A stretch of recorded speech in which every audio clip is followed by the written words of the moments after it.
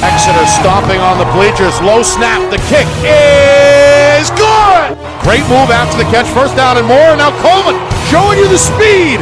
Breaks the tackle. Still up the 5 and in for the touchdown. Wow. He's gone. Gould showing you the speed. One man to beat. Yannicko's going to break. He's going. Yannicko inside the 5. Over the pylon. Touchdown. Got a game. Pinkerton. Going to throw on the run. One pulls it in with one hand, and now he's in the end zone. Trying to shake off a man at the 15. He's at the 5 there, and he's into the end zone. Left Hindle, short pass, put big hit here at the line of scrimmage. Gino in motion, snap taken, Heaney, going to throw down the seam. He's got Coleman in the end zone.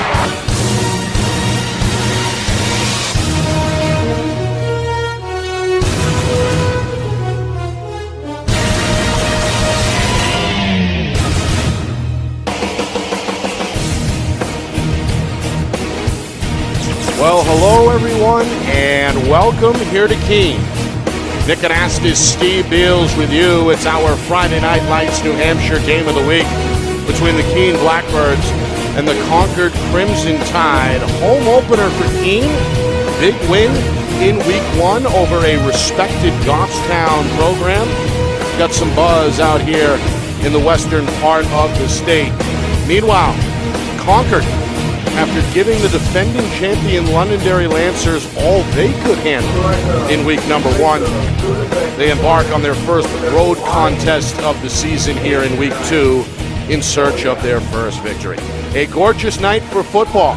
Temperatures in the lower 70s, and the fans have turned out here. An excellent attendance number, and continuing to grow as we zero in on kickoff. The two teams that perhaps, Steve, caught a lot of folks by surprise and just how good they played in week 1. I think as far as Keene's concerned, Nick, I think people were expecting Keene to continue to build. Lynn Patnaud, who had him on Gridiron on Thursday night, he had this team humming last year. We knew something good was going on when we covered the game in Salem last year, and Keene just kept on coming and coming and coming. Mm-hmm. And even though they lost the game, the physical matchup was incredible against a very physical Salem team. As far as Concord is concerned, Jim Corcoran has beginning to get this team now, obviously, coming that close to Londonderry is just an incredible feat that early. Really looking. I know less about Concord than I do about Keene, Nick. Keene's got a lot of players coming back. Concord's got some players coming back as well. But I really want to see how this offense scored that many points against Londonderry, Nick. That's kind of fascinating. I think that's going to be the biggest challenge is the Keene's defense. If they're going to need to run the ball on offense and burn the clock to minimize the amount of opportunities Concord has. Both teams like to run the football. Should be a physical game. Concord, of course, as you mentioned, Steve, led by the young head coach Jim Corcoran in his second season. Very impressive the other night. He's turned the program around in terms of numbers, only over 90 student athletes and 3 full teams, JV, freshman, and obviously varsity. So the vibes are positive. Yep. And, of course, the buzz in the Capitol, something to note, as that was a one-score game most of the way last week before Londonderry pulled away 34-24. Excellent point, Nick, on the numbers, but the numbers aren't just increasing. We look at BG's numbers, look at Memorial's numbers, look at Concord's numbers. Keene's got a pretty good staff, cohort of students here, athletes here, and there's many other programs that are coming on as well. This is exciting to see, and this is just going to really elevate Division I football if this trend continues. It's a great thing to see. All right, looking at these two teams, Keene obviously anchored up front by one of the state's best linemen. Ray, yeah. Emery Ray, one of the 3 captains, the senior, brings a lot of experience up there, and Coach Patnaud just couldn't say enough good things about his senior tri-captain when we spoke with him last night. I spoke to Coach Patnaud before the game, and thanks for coming on the program. I wish I could have asked a few questions, but that's what happens when you're stuck down in Florida. But he really impressed me last night. He is so in tune with his team. You can clearly see the kids last year, Nick, when they played Merrimack, we covered that game. Another game when we actually covered them here. Yep. Both games we saw of Keene, I thought the young athletes were really dialed in. Coach, it was really interesting to hear him talk about last night about how this program, some of these kids, this isn't how we normally do it, but that's how we do it, and he's got them dialed in big time right now. Got about a minute here, Steve. Some quick keys. What does it take both ways tonight? I think in this situation, it's who is going to impose their will on offense and have. I think time of possession is huge tonight. Both teams, as you said, Nick, like to run the ball. I think that the program that is able to offensively burn the most time off the clock puts themselves in a very good situation. Assuming that's the case, Nick, second key is don't fumble in your or give or throw an interception in your own end, because that just makes it too easy. These programs both are going to, let me just say the third thing. I think the third thing is going to be game plan adjustments at halftime. When isn't that important? I wouldn't be surprised if this is 14-17, 14-10, something like that, Nick. But it's just instituting the game plan, making the adjustments along the way, and playing penalty and mistake-free football. All right, take a break, come back, opening kick. Keene and Concord here in week number 2. It's our Friday Night Lights New Hampshire Game of the Week, presented by Beals Insurance. Our broadcast today, as it always is brought to you by Beals Insurance Agency, with locations now in both Bedford and Londonderry. Whether you need home, auto, or business insurance, Beals Insurance will get you both the price and quality coverage that's right for you. Just call 603-471-9999 or visit BealsInsurance.com to request a free quote and start saving money today. Again, that's BealsInsurance.com. Hey, I'm Chad, the owner of New Hampshire iPhone Repair. We're New Hampshire's most trusted and affordable repair shop for your iPhone, iPad, iPod, and even Android needs. Don't worry, we're affordable, reliable, and we back our parts with a lifetime warranty. And you know what the best part is? No, what? We can repair your phone while you wait. I know, that's why I'm here.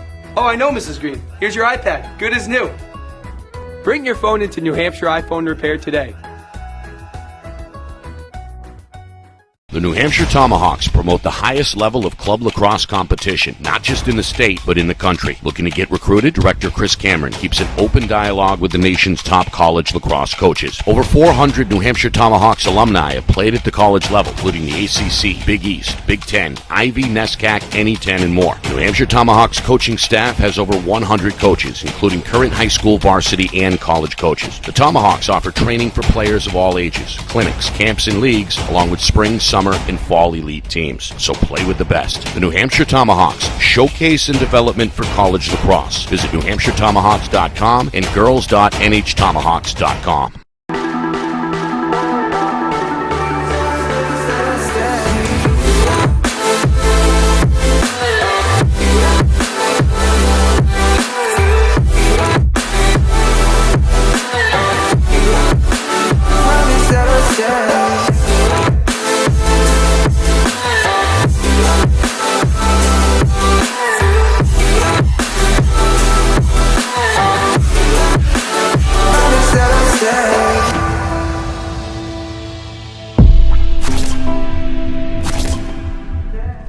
How can you reach your team's fundraising goals at no risk and no cost? MG Sports offers a variety of products to make your team's fundraiser a success. Their products include tickets and discount cards to hundreds of local businesses. MG Sports now has a digital platform where athletes can raise funds in the comfort and safety of their own home. Don't waste another season. Raise more funds than ever before and become another football program in New Hampshire that sets fundraising records every season. MG Sports, fundraising made easy. Visit mgsportsfundraising.com to start raising money for your team today.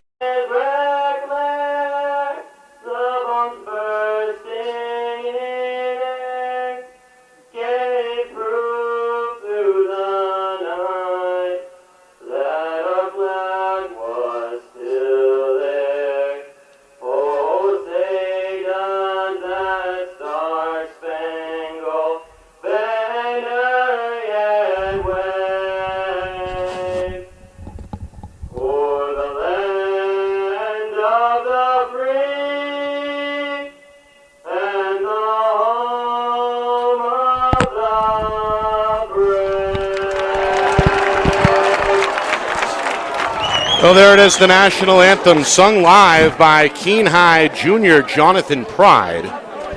Doing a fantastic job and getting this crowd ready to go. It's an audience that includes a large student section. Standing just off in front of us here to the right, between the press box and the cheerleaders down on the track. It's a natural grain grass field, very plush, despite the dry weather we've had really all summer. Yep. Field in pretty good shape otherwise. Concord and their road whites are going to kick.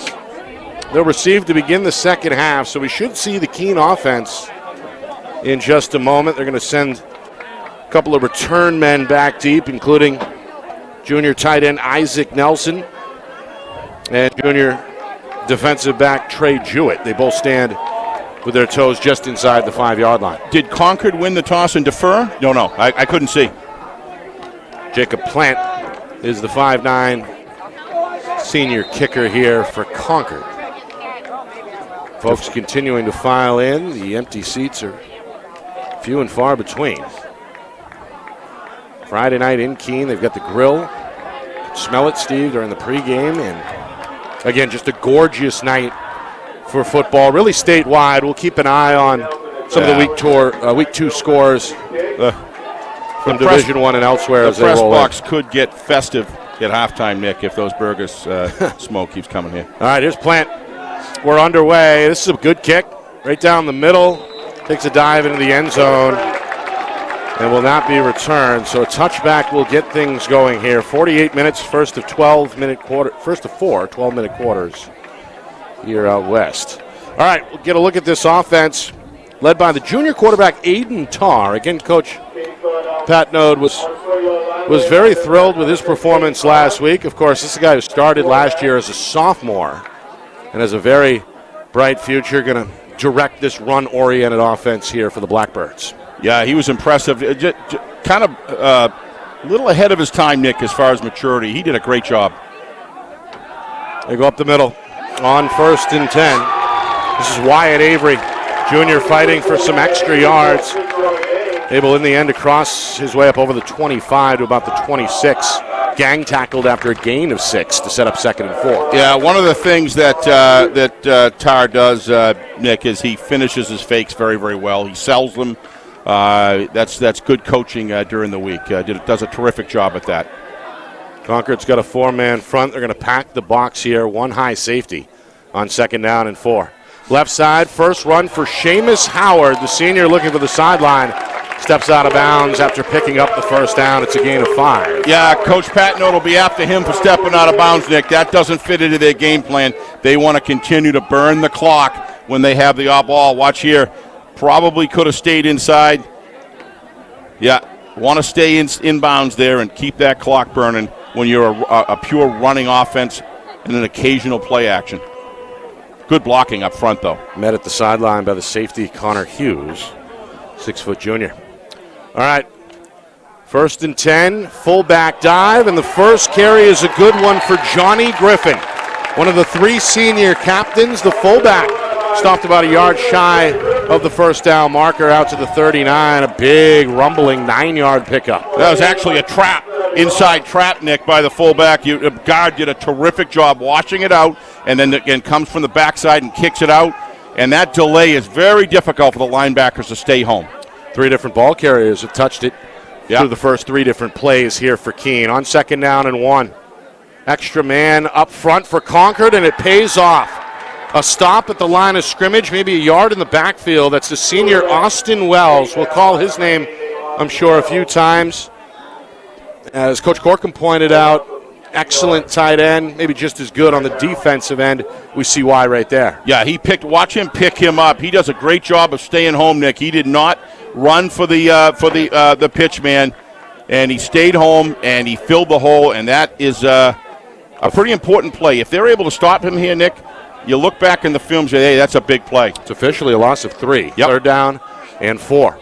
Ball at their own 35-yard line. Right side. Oh, is that going to be close? Very close indeed. I think he's got it. 2nd carry for Wyatt Avery. And he does. And the junior does have enough for the first down. They mark him at the 40-yard line. Boy, they get to the hole quick. Lynn and his staff do a great job of making sure they have a lot of fakes, a lot of decoys, try to freeze the backers, freeze the defensive ends. 2nd tackle nice for inside Wells up front. Yeah. For Concord. All right, right side, another turn for Howard. And Howard is met pretty quickly, had some initial room, but It's shut down. That's Jacob Furbush, another big senior up front for Concord, 6'1", 230. Douglas Smith, number 50, as well in on the tackle. Nice team tackling, good swarm to the ball. 3-yard gain, nearly 3 minutes in. Opening drive here for the Blackbirds. Now Tarr going to take his time and trot back over to the huddle. Some of that direct communication we see really statewide between quarterback and head coach. Absolutely. Coach Patino behind the group, his team here, looking like he's strategizing a new play. On 2nd and 7, fullback dive. And the second give is for Griffin. Griffin going to be a couple of yards shy. Third tackle, by the way, for Wells. And that leaves Keene here with a 3rd down and 2 from about their own 48-yard line. Continuing to run that trap up front, Steve. That's the line play you like to see, right? Yeah, fullback dive is where they just smash right through, kind of an ISO block. In this situation, it's a pulling of a guard, kicking out, washing the interior, and that delay on that handoff really messes with the reads of the defensive backfield. Also, the linemen think they're going to close in the play, and then all of a sudden the guard comes from the backside, wham! And that's what opens up that run. And how you delay it and let the block develop has a great degree of impact on how well a trap is run. That was done well. Meanwhile, after a brief delay, we see 3rd down and 2. The give to the tail, and again, it's stuffed by Wells. He's looking good, Nick. Second tackle for a loss, 4th tackle on the drive overall for the senior defensive end. And that's a big one because it may now force Keene to punt the football. Yeah. Looks like a loss of officially a yard in the end, so 4th down and 3. They're going for it, unless they pooch it. Offense still on the field, ball just shy of their own 48-yard line.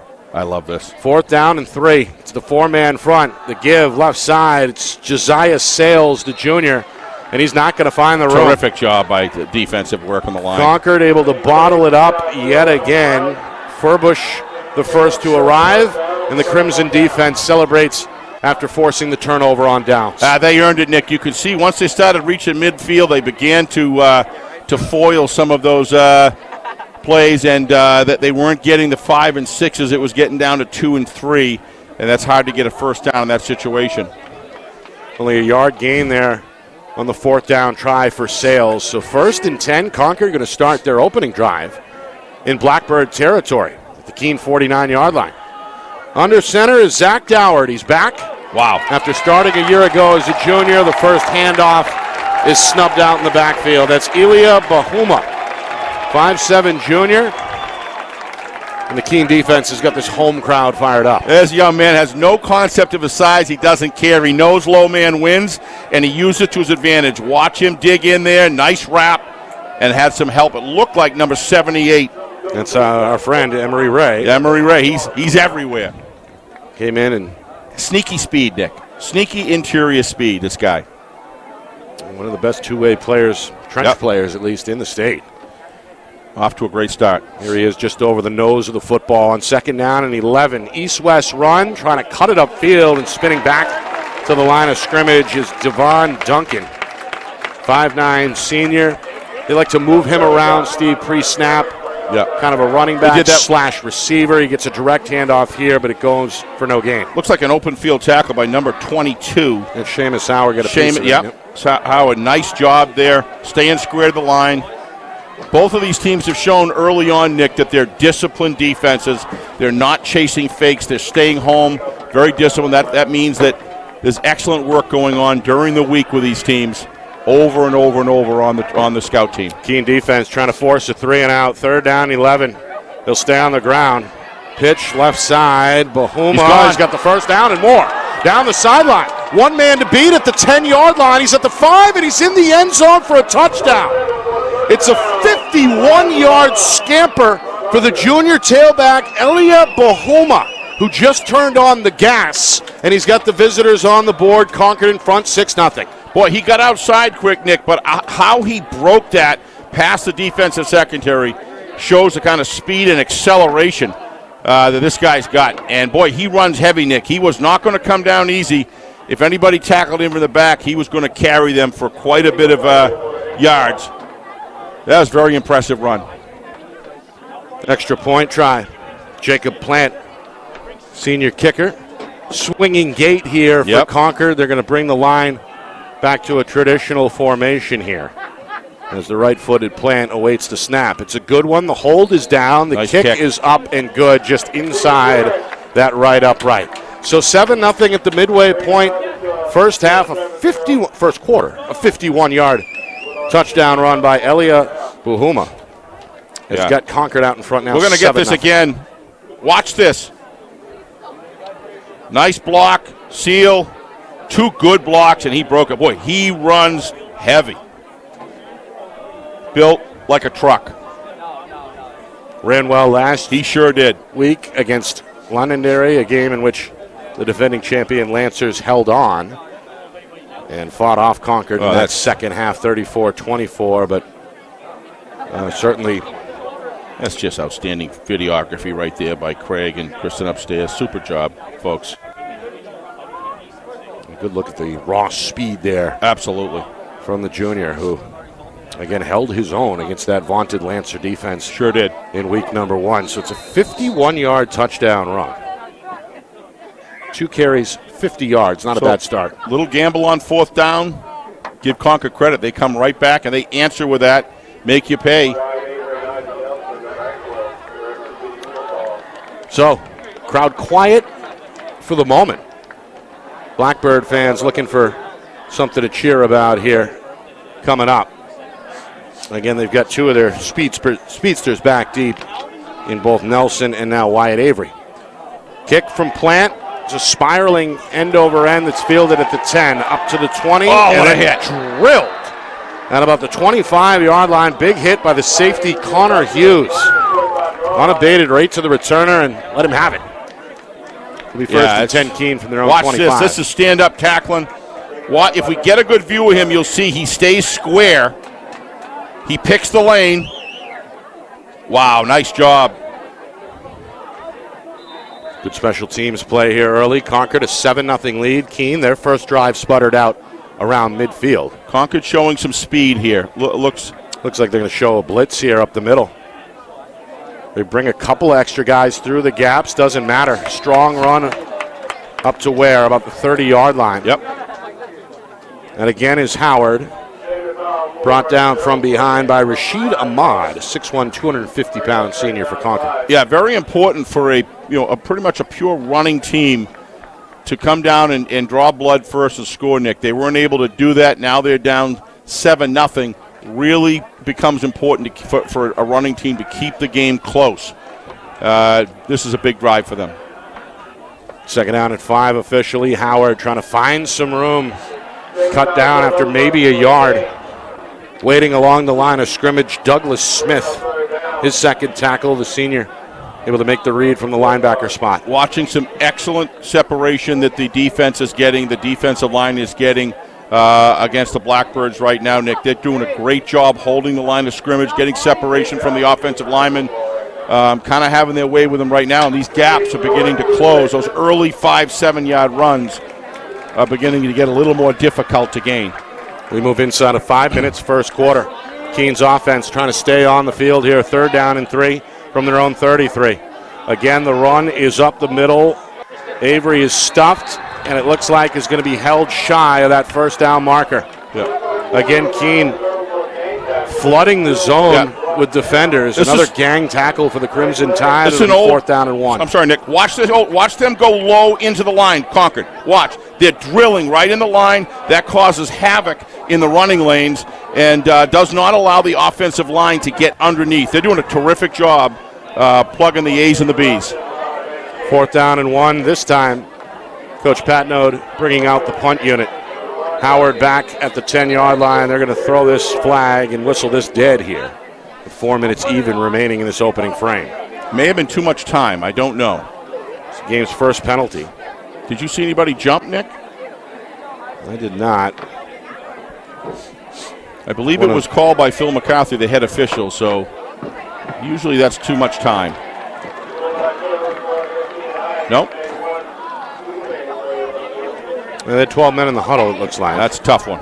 One of their linemen, Aiden Ferris, the junior, just trotted off the field. So now There's 11 bodies in black for Keene. And the first penalty is swallowed by the Blackbirds, as we hear from Phil McCarthy, our referee, for the first time. 2 men back for Concord, standing at their own 40-yard line. Howard's punt is high, spirals head over head, and it's going to land here where? He's got 35, going to roll back to about the 34-yard line. Yeah, you're going to down right there. You're going to see Coach Corcoran, when number 33 goes to sidelines, have a little discussion. See, he's waving him over right now. He's going to tell him, get away from that ball. That bounces off your knee. That's a live ball running in the end zone. I think you're going to see he's going to get a little discussion. This is how they learn early in the year. Good coaching. Yep. Used to call that grenade, right? Get away. Poison, grenade, anything. Yeah. All right, Concord's second drive will begin at their own 34-yard line. The first lasted just 3 plays and was capped off by a highlight-style 51-yard touchdown run by Elia Bahuma. Left hash mark. Watch the sweep or the off-tackle cut here. Bahuma in the tail. It's an I formation. Yep. Quarterback Doward under center. They give to Bahuma. Looks for room. Finds it, and he's got a first down and then some. Into Keene territory. Howard trying to chase him down from behind. Ball comes loose at the end of the run at the 25-yard line. Yeah, he's down. He's down. But they're going to rule him down after another big run. This one sets up Concord 1st and 10 at the Keene 25-yard line, so it's a 41-yard run. They need to spy on him right now, Nick. They've got to pull somebody off and spy on him. Nice job trying to cut it loose, but he had a good handle on the ball. But you're going to have to stop him. He's going to break this thing open really, really quick. He's approaching 100 yards, Steve. We still got 3 minutes to go in the first quarter. Yeah, I mean, at this point, you've got to have some in the back. You've got to be keying on him. Let somebody else beat you, not him. He is a good-looking runner. He's out of the game for the moment as they look on a counter run for the H-back that's not going to go anywhere. Second touch for Duncan. Swallowed up on the edge. Griffin and company read that one well for Keene. And number 68. In the end, a yard gain. So second down and 9 officially. Concord trying to go up by a couple of scores here early. Offense going to feature Bahuma again here. 3 carries, 91 yards so far for the junior. See if they go to him on second down and 9. They do. Up the middle. He's met by Griffin and stuffed. Coach Patno's defensive group did exactly what they need to do. You've got to key on him. You've got to stop him from beating you. Make somebody else do it. You can never. You got to do everything you can on defense to stop their number one offensive attack to continue to hurt you. And they had eyes on him right from the beginning, and they're going to have to continue to do that. Might be a little bit more of a difficult feat, Nick, in the off tackle and on the sweeps outside. Going to bring a tight end here near side this time to try and deal with Griffin on 3rd and 11. They're going to roll back. First throw for Doward. No, spoke too soon. Tuck and run. First down for the quarterback. Flag on the play. He's tackled inside the 5. Another flag flies. He's in the end zone for a touchdown if it stands. Yeah, that's a clip on number 4, I believe it is, from Concord. Doward showing his frustration. It's like Matthew O'Rourke. It's definitely going to come back here. Going to look at the replay. Yeah, he's clipped wide receiver tangled up downfield along the sideline at about the 10-yard line. Nice run, though. Excellent choice early. So Doward, you could see the frustration on the senior's face. Touchdown taken off the board. They're going to bring it where? Back outside the 20. I think he's frustrated with the fact that the clip didn't really, the block in the back didn't really matter, Nick. He was not in the play to make a tackle, but he was close enough where the official threw the flag. So, first penalty against Concord comes with just inside 2 minutes to go here, opening quarter. I don't think it's too difficult to contemplate how important this play is for the Blackhawks. 3rd down and 5. Blackbird defense looking to stop Concord. I formation, play action. Doward in trouble, hit by Phillips and sacked. Back at the 33-yard line. Well, what a defensive sequence there for Johnny Griffin, one of the 3 try captains, one of the few seniors on this year's roster for Keene. Really had his way on the edge there during that series. Given given new life by that penalty, Nick, and they made it hurt. They made it count. That is a big play, and certainly I saw the kicker got a pretty good leg. He's well out of field goal territory now. Yeah, that would be close to a 50-yarder. And instead, they're going to go for it. Doward going to line up under center here.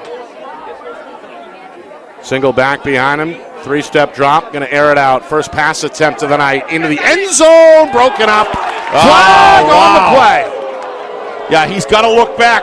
Some contact there. The man in coverage was Trey Jewett, the junior defensive back, trying to hook up deep with O'Rourke. Collision at the goal line. Back judge throws the flag, and let's see what we got here. Yeah, he's got to look back. Watch as he goes down the field. He stares at the runner. He's got to look back, and he's waving his arms. All he's got to do is look back and do the same thing, and that is not a penalty. That's all that was. Yep, he's in his. That's just a blocking infraction right there. You can't do that. You've got to look back as if you're attempting to look back for the ball, and then it becomes incidental contact. In that situation, good call by the official. Tough one for Keene to swallow on fourth down. It is. Concord throws it up. They get the flag. The drive continues. And now a fresh set of downs here for Concord in the red zone. Just outside, it looks like the 15-yard line.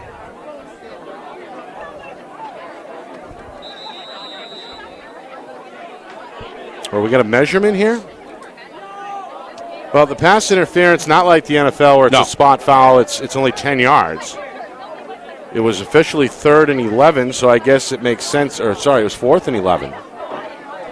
So what do we have here? Not an automatic first down, just a 10-yard penalty. So that means 4th down and 1 with less than a minute to go here in the quarter. Yeah, it is very, very tight. I don't know if this is a measurement for a first down or they're going to mark the ball. It looks to me like a measurement. Yep. A little short. They got it. Got it by the nose of the football. Referee Phil McCarthy giving the signal. So first down following the penalty. Phil again, Concord just outside the Keene 15-yard line.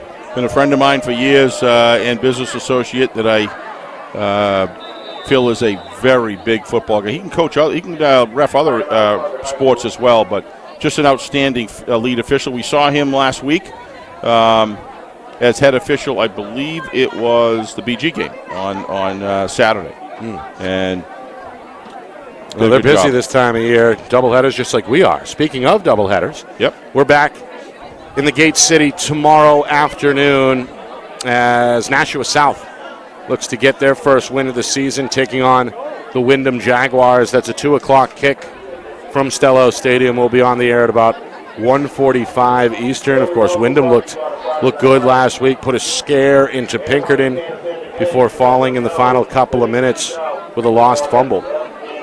And, of course, South is trying to get back on their feet after being on the wrong side of a 37-7 final in Week 1 against BG. Well, Coach Knight, been doing this a long time. He now has a full week to review film of his team going live.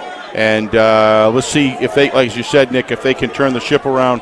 Wyndham, very impressive. Jack Byrne had a big smile on his face pretty much through that whole interview on Gridiron last night. Our Thursday night program, folks. Tune into that every Thursday night. 6 Eastern. 6 Eastern. Exclusively on our YouTube channel, Friday Night Lights New Hampshire. On YouTube, FNL NH Media. 1st and 10.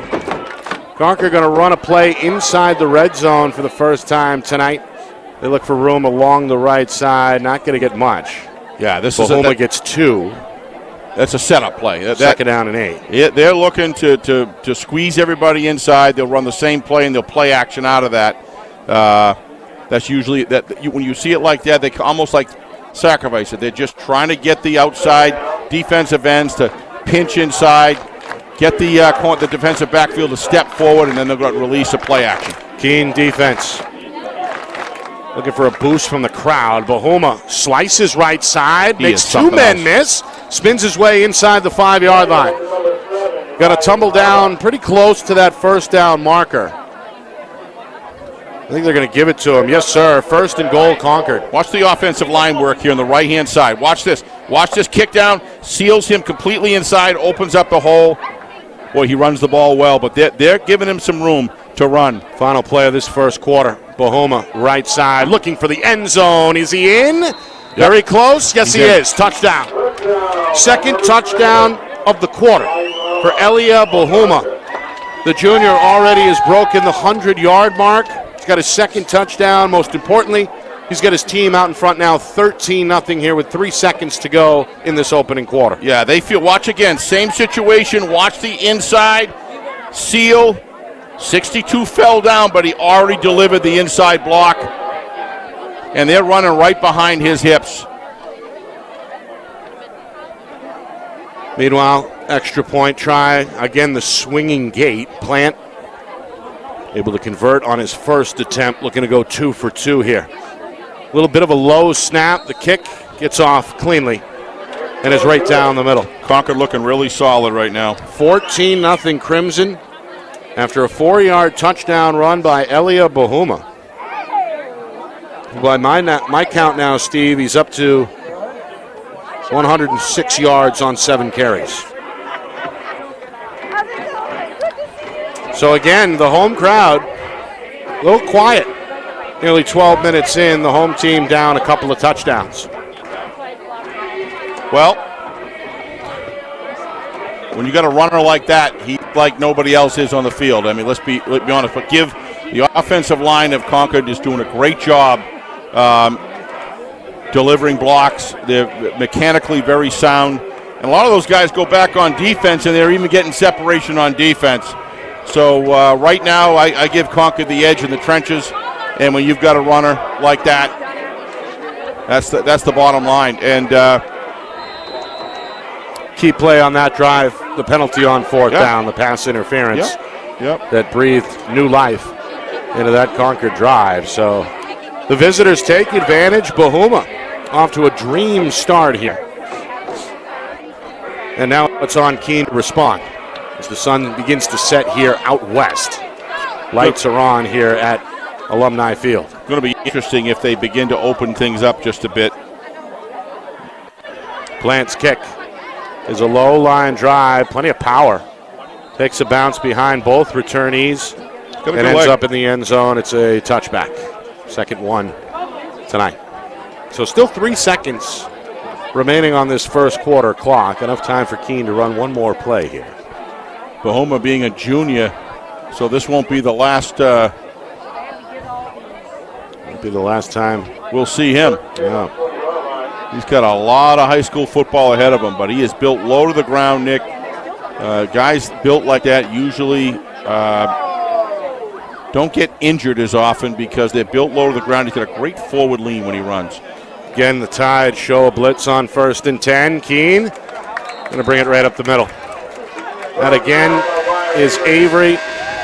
And Avery in the end picks up 8. Good strong run on 1st and 10. That brings us to the end of the quarter.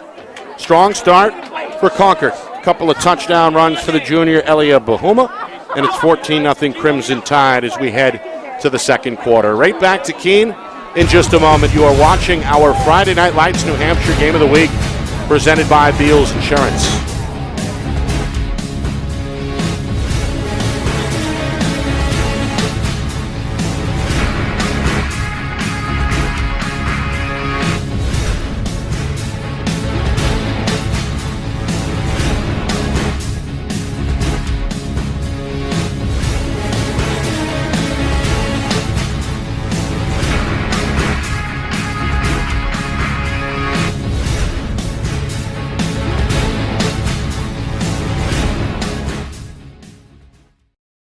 Our broadcast today, as it always is brought to you by Beals Insurance Agency, with locations now in both Bedford and Londonderry. Whether you need home, auto, or business insurance, Beals Insurance will get you both the price and quality coverage that's right for you. Just call 603-471-9999 or visit BealsInsurance.com to request a free quote and start saving money today. Again, that's BealsInsurance.com.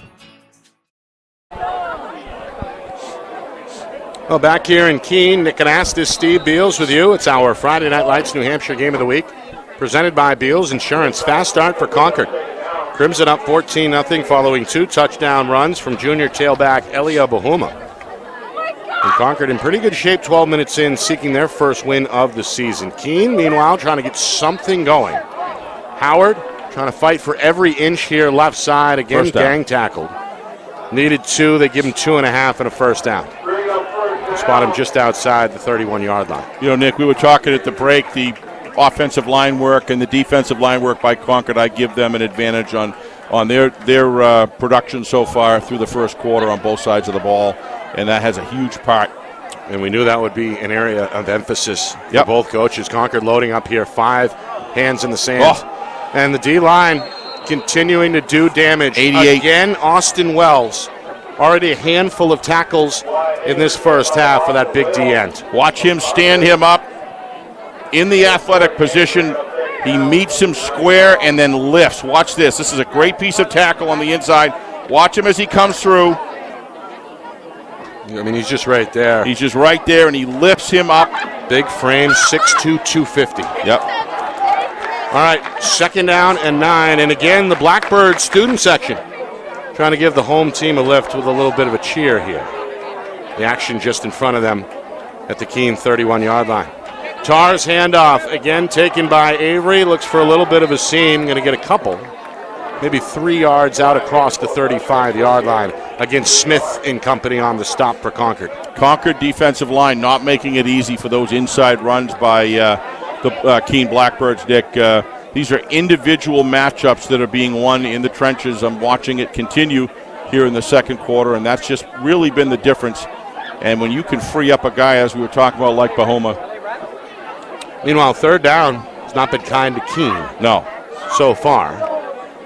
First drive ended on a 4th down stop. They had to punt away the football after their 2nd drive, trying to keep the 3rd drive alive. Howard trying to bounce outside. He's knocked out of bounds. 33. Big shoulder there by the defensive back, Devon Duncan. Sure was. Well shy of the first down. Rule him down inbounds where? About 3 yards short of the first down marker. They got to get up to the 41. They're going to spot him shy of the 38. So 2 minutes in, second quarter. And again, Coach Pat Node's hand is forced here. Going to have to punt the football. This is not what you want to be doing when you're down 14-0, but he's got to.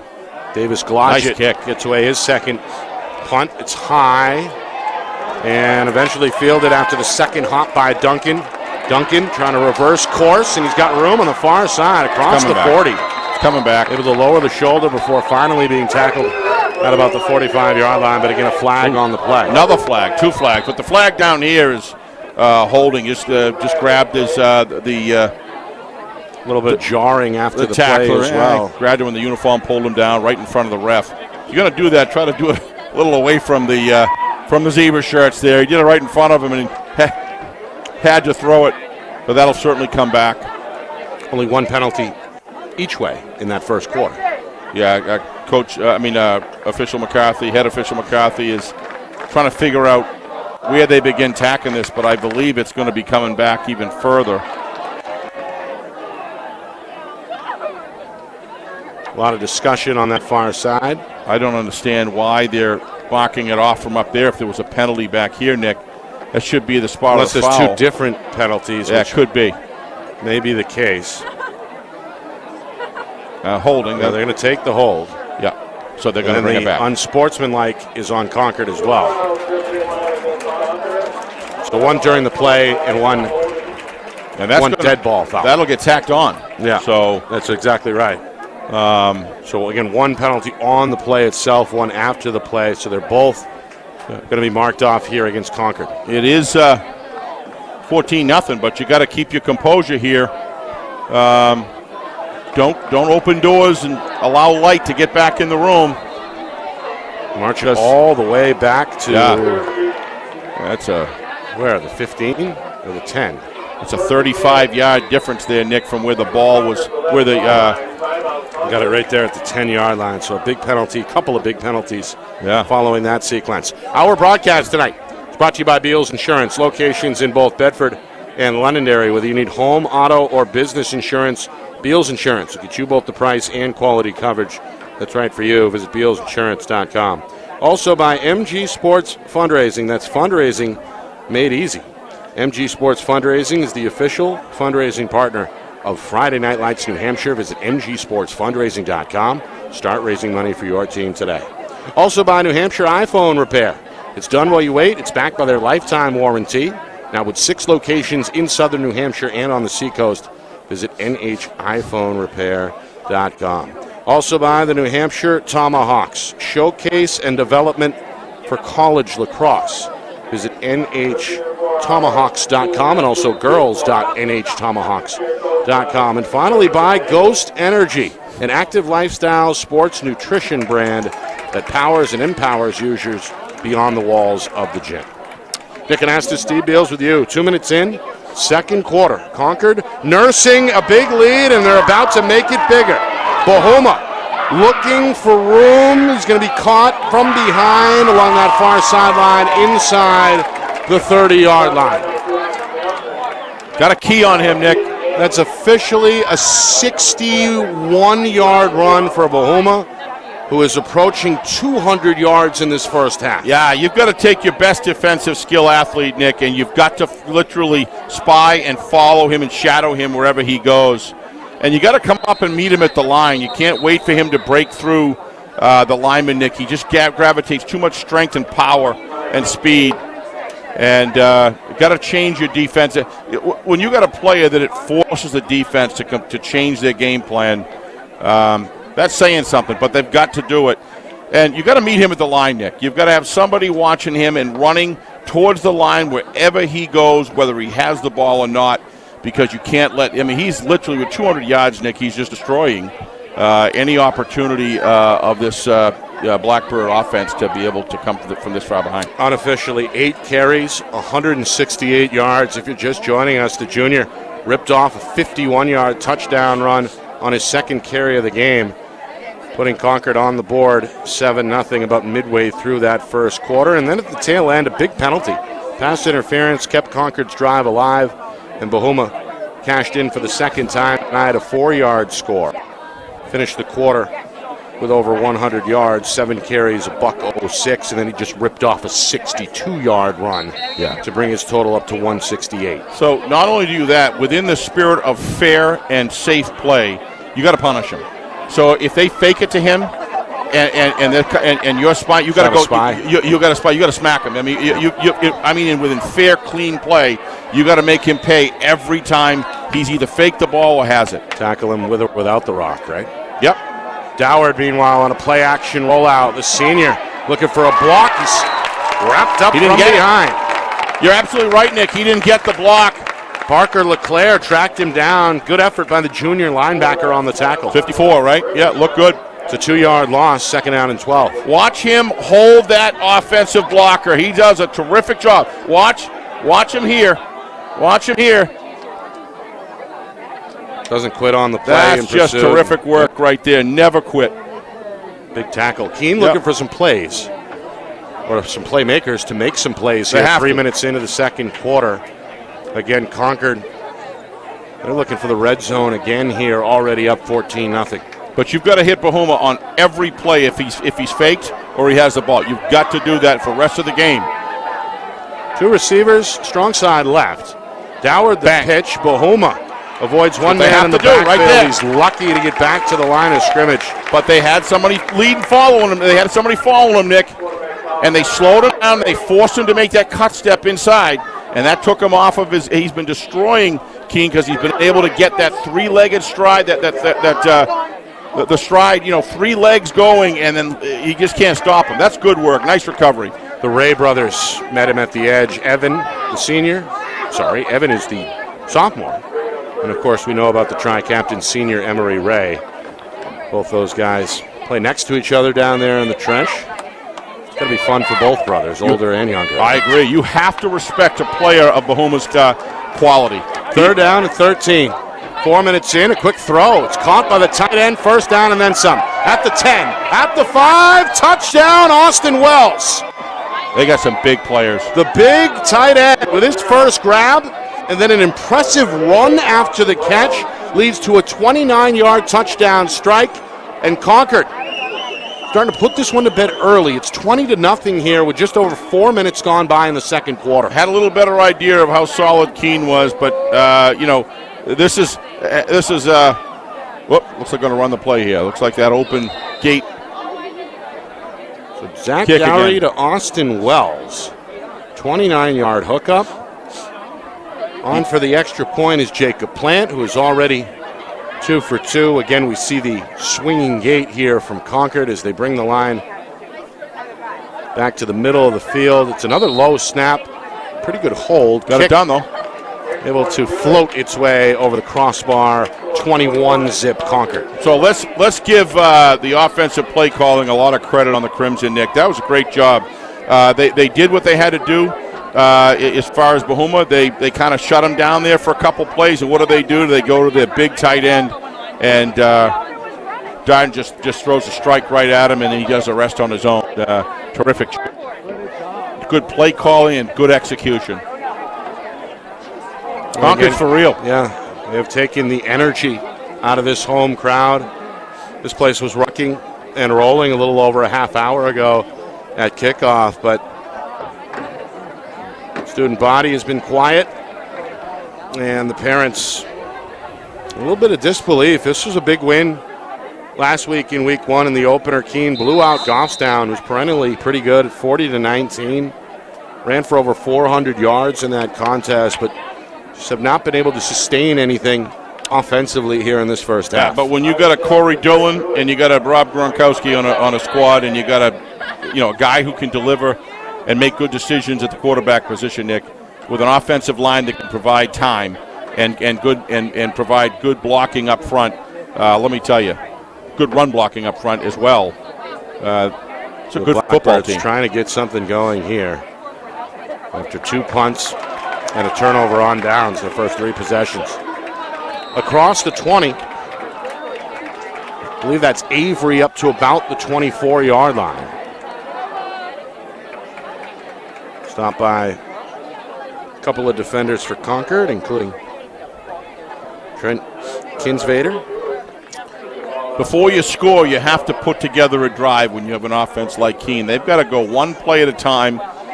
They got to focus on not allowing their offensive linemen to lose the separation game, and that's what's happening right now. They've got to break that so they can get some running holes. They're going to roll out Tar, the junior quarterback, looking downfield, going to throw. It is long and incomplete. Trying to find Trey Jewett, who was open. Yeah, I like the call.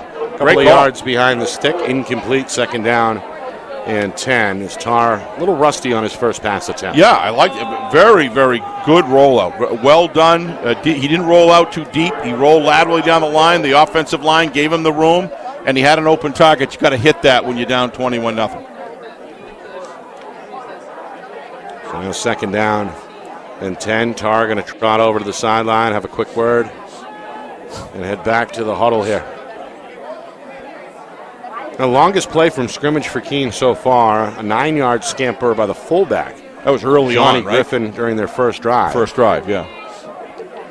Concord, to your point, has been able to hold bottle things up, right? That 4-man front, we've seen 5 at times as well. Meanwhile, a screen near side. Howard is popped!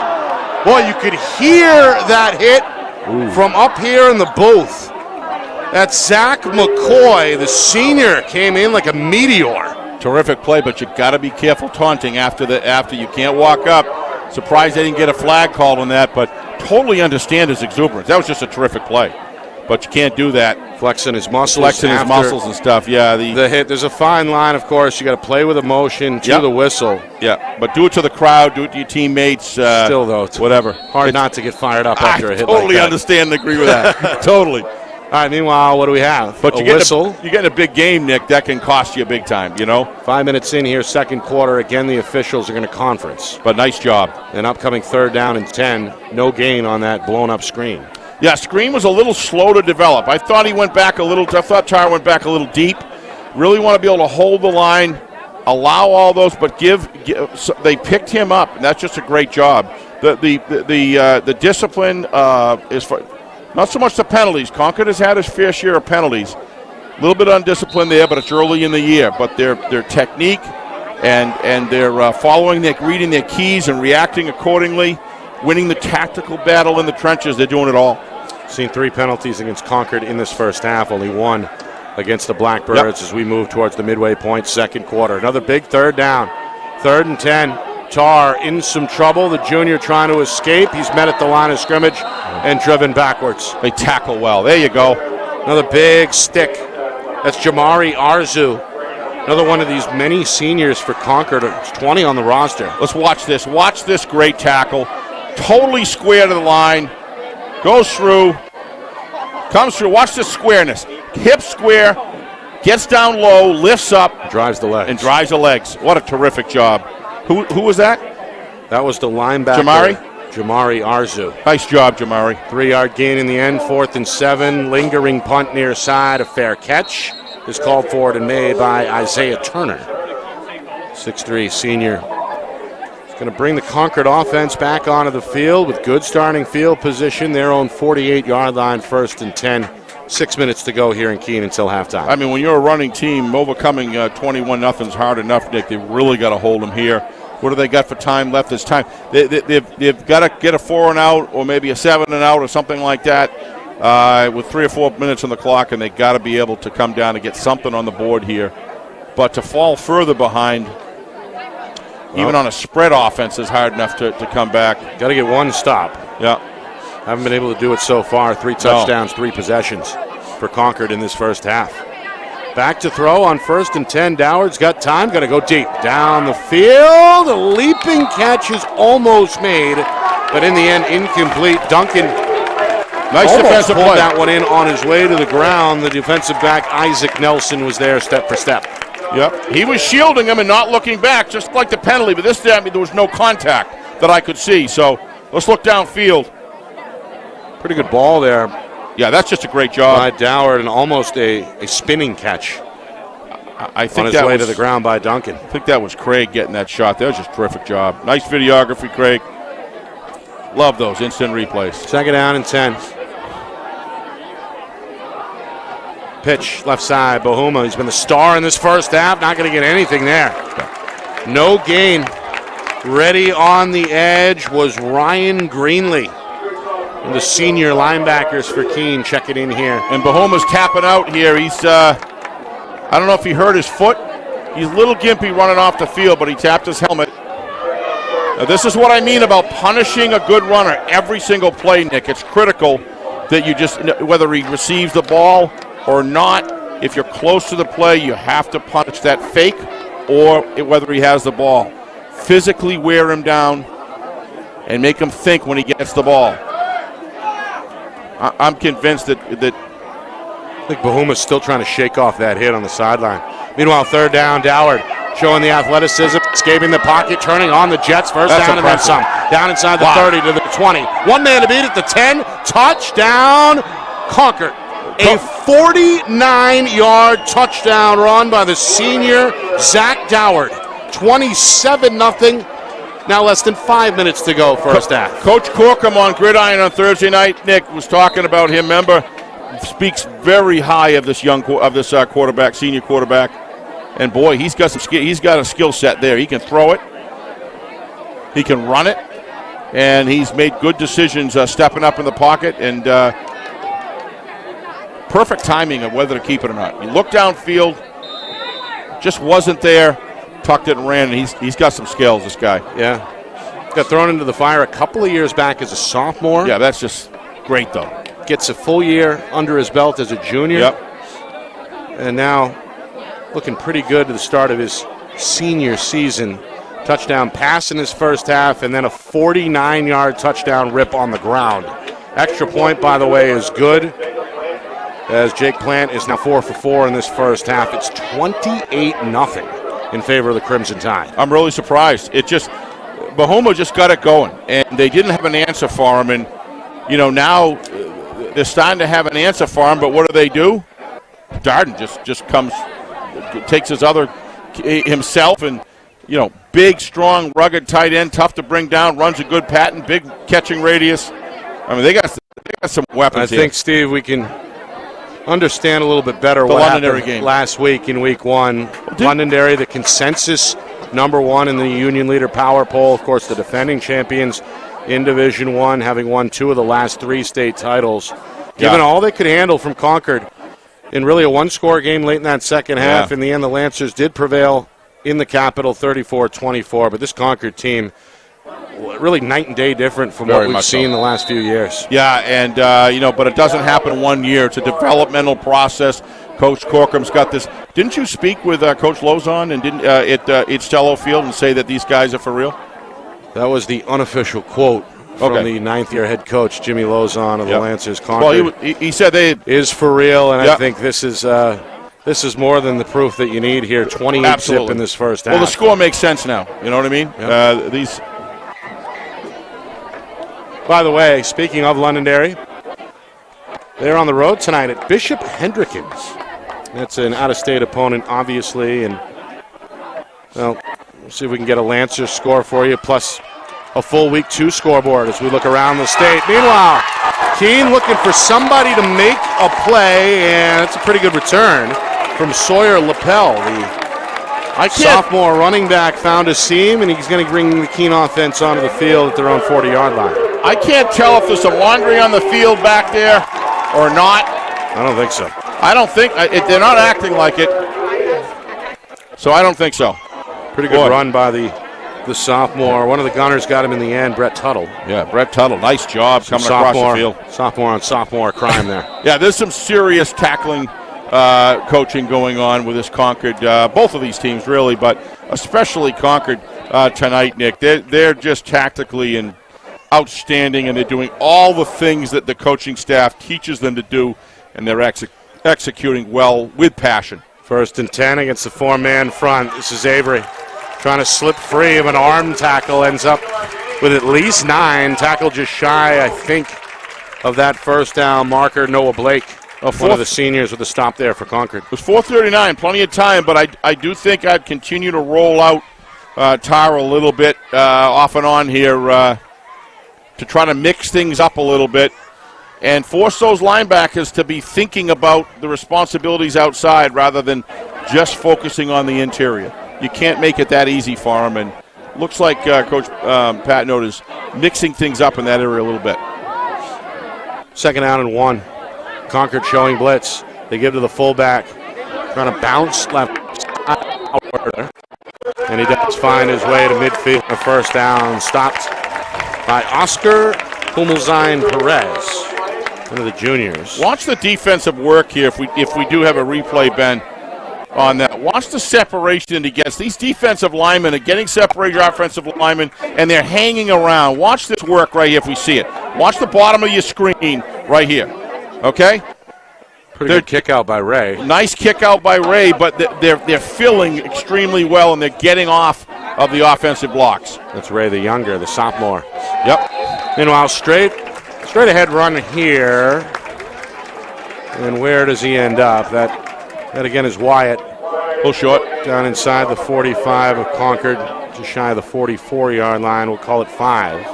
2nd down and 5. Clock ticking down towards 3 minutes to go, 2nd quarter. Look for a rollout of Tar and maybe a sideline pass, Nick, to try to get out of bounds, stop the clock, maybe get a 1st down or right next to it here on 2nd down, just to keep the defensive back. Got to start spreading them out a little bit and making their areas of concern wider and deeper.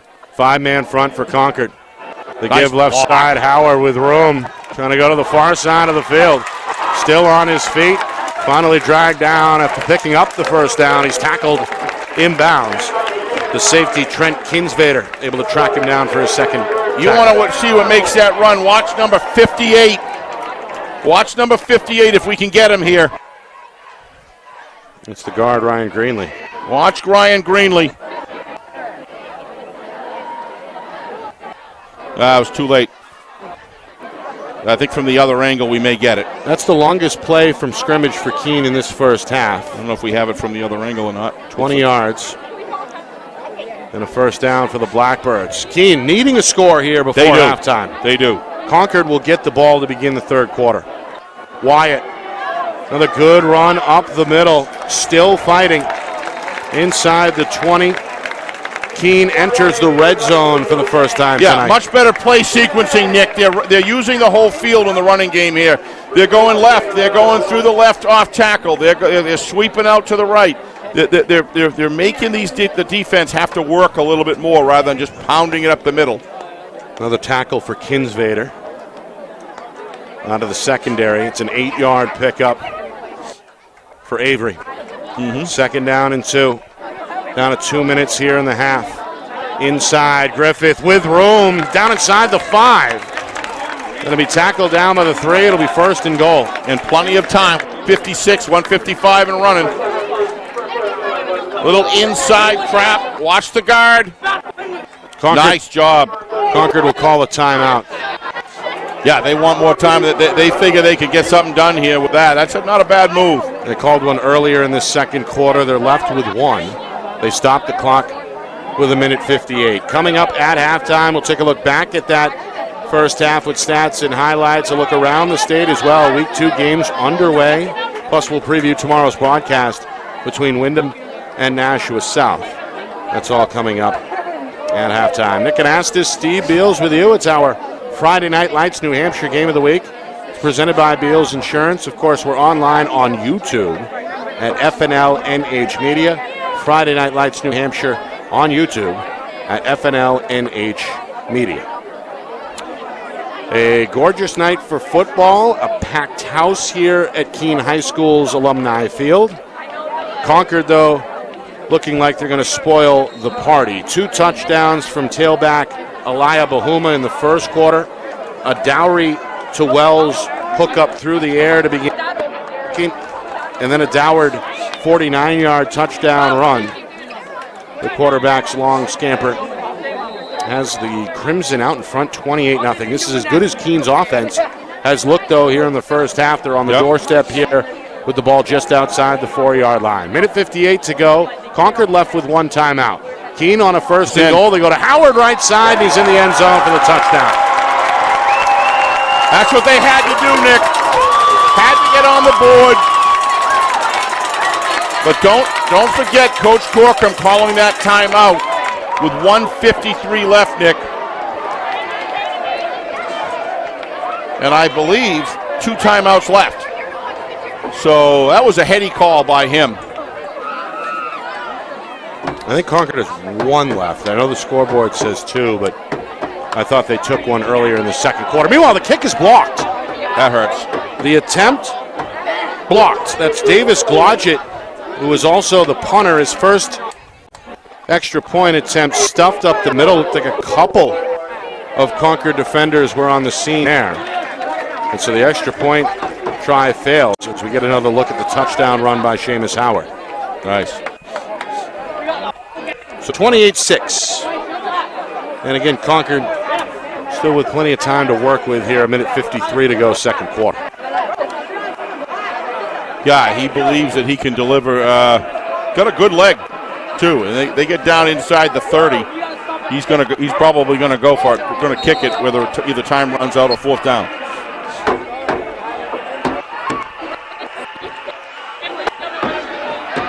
Be interesting to see what they do with a kick here.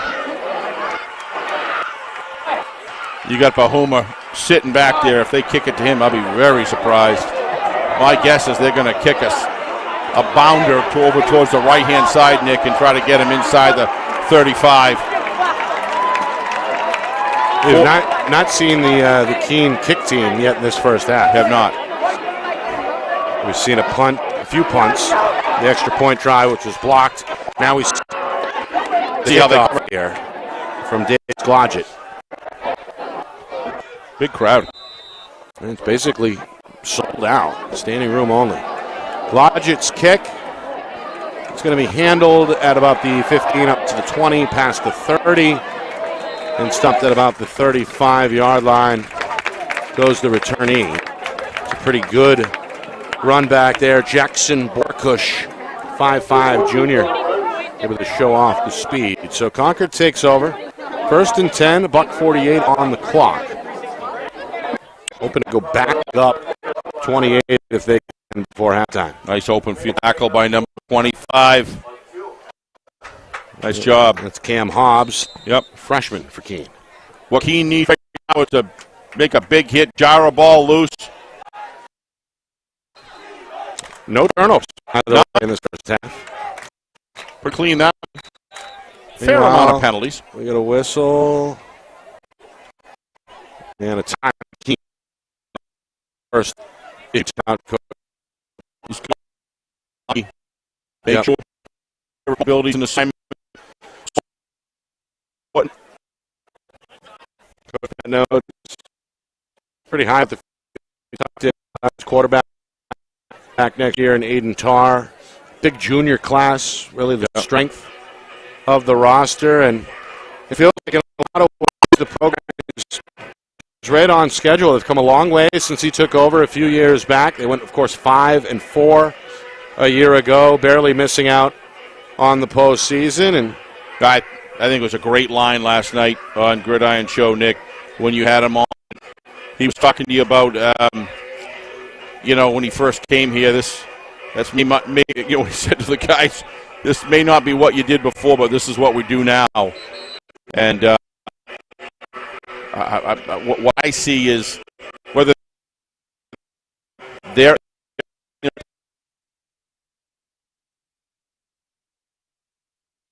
where that extends from.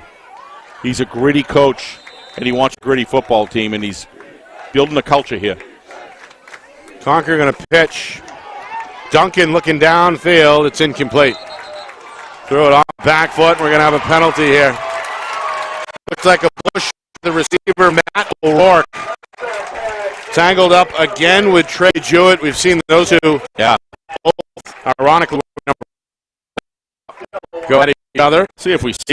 I don't know if we're going to be the second penalty against O'Rourke. It was a push well after the incompletion. Yeah. We get a look there. Yeah, I think we saw it at the end, Nick. There was a push, a clear push. Yep.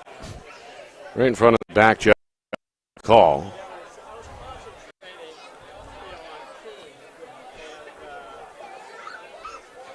So O'Rourke, who got called for a hold on a similar kind of manhandle of Jewett on that touchdown run that was wiped out. Yep. Back in the first quarter. The race would have been a touchdown run. That was on the second drive for the Crimson. A penalty and a 4-yard touchdown. Big down pass interference penalty. They kept Concord alive. First, and I scored.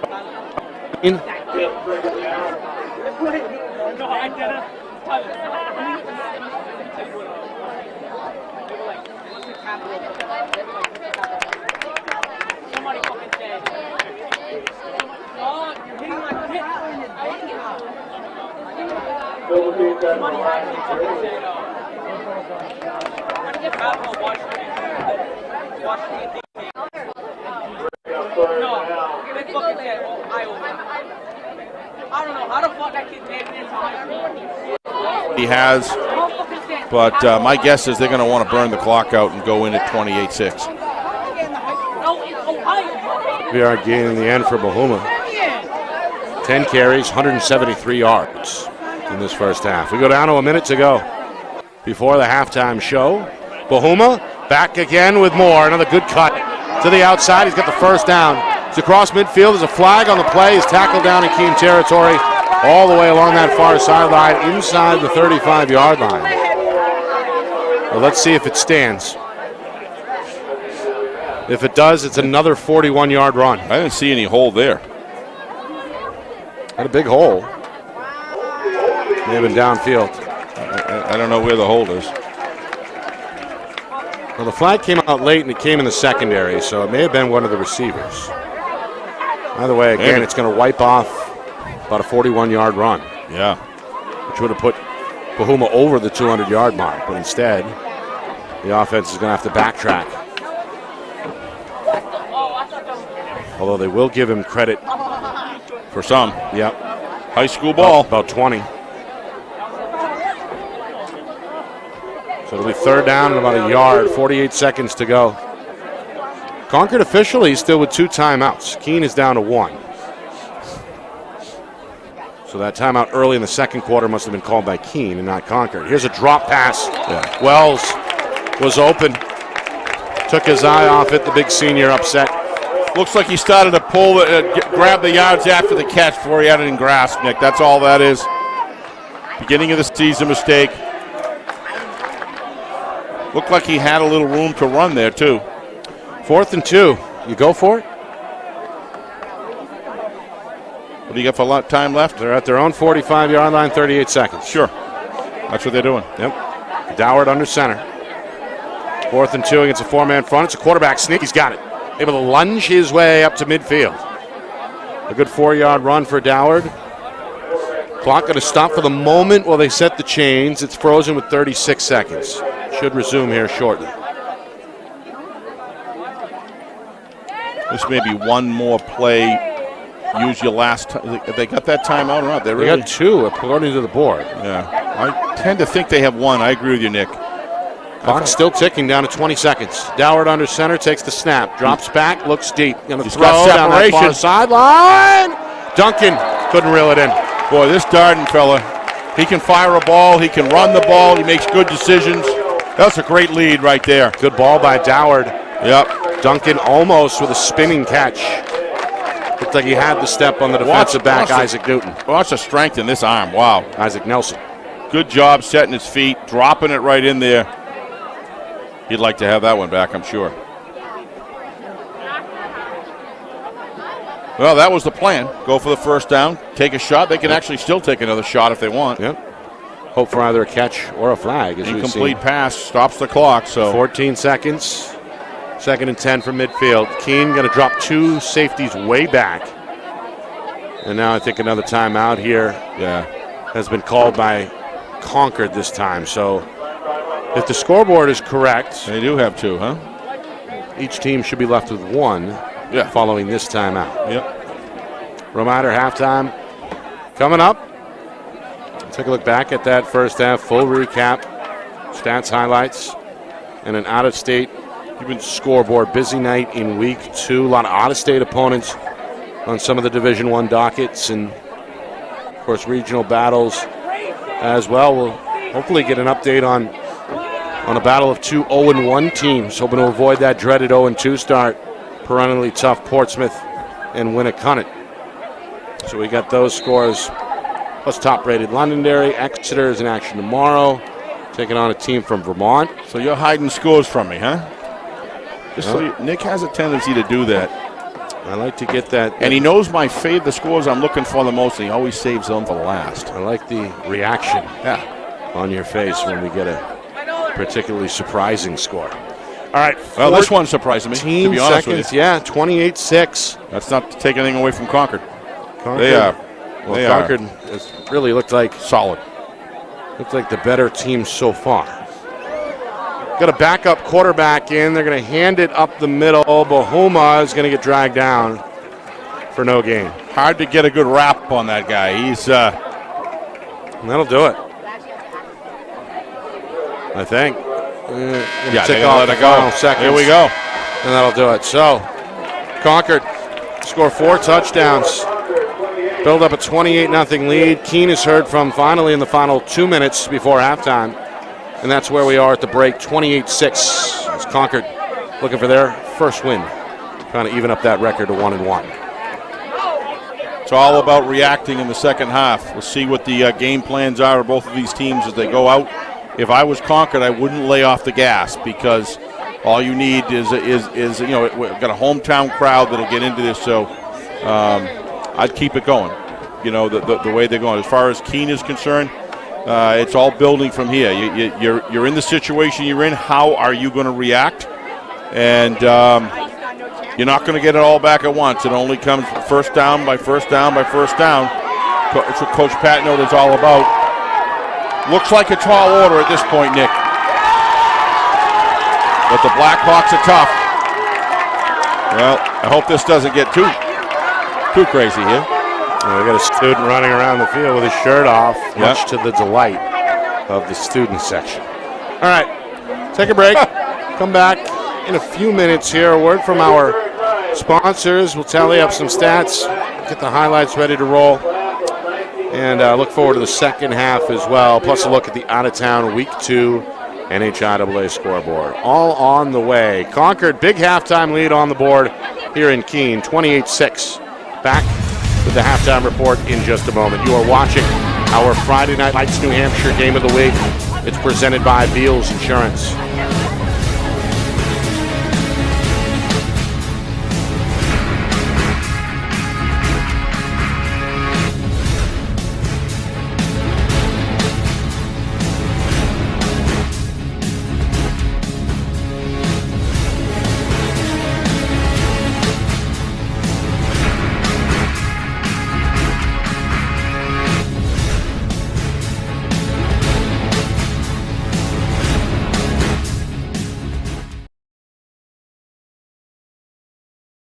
Our broadcast today, as it always is brought to you by Beals Insurance Agency, with locations now in both Bedford and Londonderry. Whether you need home, auto, or business insurance, Beals Insurance will get you both the price and quality coverage that's right for you. Just call 603-471-9999 or visit BealsInsurance.com to request a free quote and start saving money today. Again, that's BealsInsurance.com.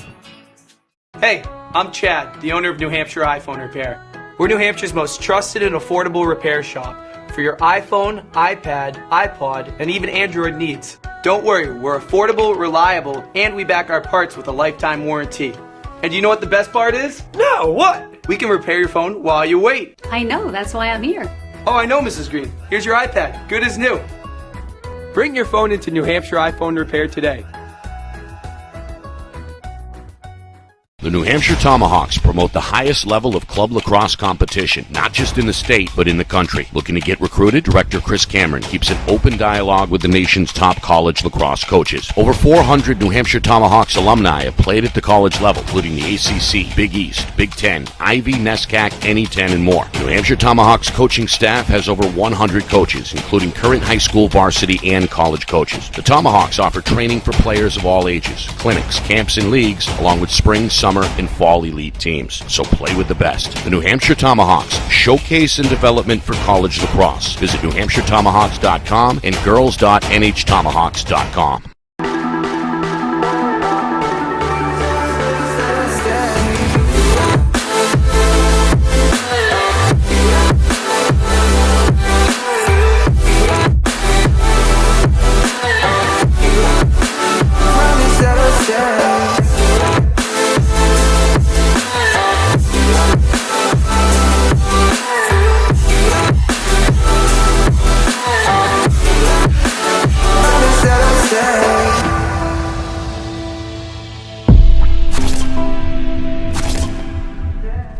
How can you reach your team's fundraising goals at no risk and no cost? MG Sports offers a variety of products to make your team's fundraiser a success. Their products include tickets and discount cards to hundreds of local businesses. MG Sports now has a digital platform where athletes can raise funds in the comfort and safety of their own home. Don't waste another season. Raise more funds than ever before and become another football program in New Hampshire that sets fundraising records every season. MG Sports, fundraising made easy. Visit MGSportsFundraising.com to start raising money for your team today.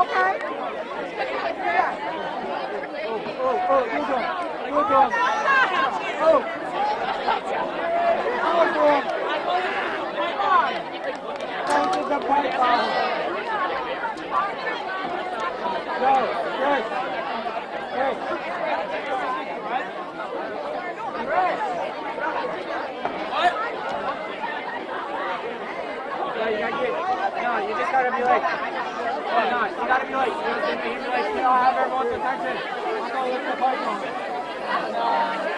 I'll get in trouble for that. I've done it before. No.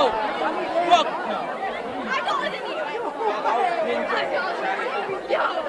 Have him carry you. Have him carry your ass to the back and then fuck you.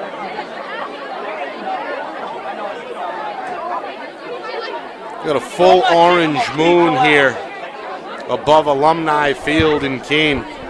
A crimson moon, perhaps, for the Concord Crimson Tide. 28-6, the visitors on top through 24 minutes. Nick Anastas, Steve Beals with you. Halftime here in Keene. Concord scoring 4 touchdowns on their first 4 drives. They build up a 28-0 lead. Keene finally cracked the ice inside the final 2 minutes of the first half. And that is where we are here on a gorgeous night out west. And that moon is real there, folks. That wasn't a picture off the internet. It's a crimson moon for sure.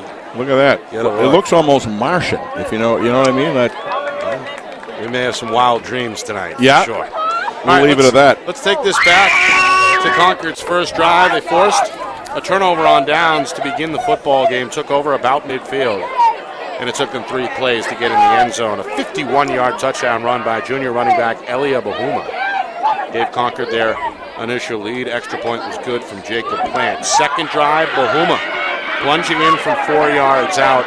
That drive was kept alive with a big 4th down pass interference call in the end zone. That's a big play of the game, absolutely. Which led to Concord's second score. 14-0 was the game score after the first quarter. Second quarter, Zach Doward going through the air, finding his tight end, his classmate, fellow senior Austin Wells, who played well on defense in that first half as well. Wells, a 29-yard hookup with Doward.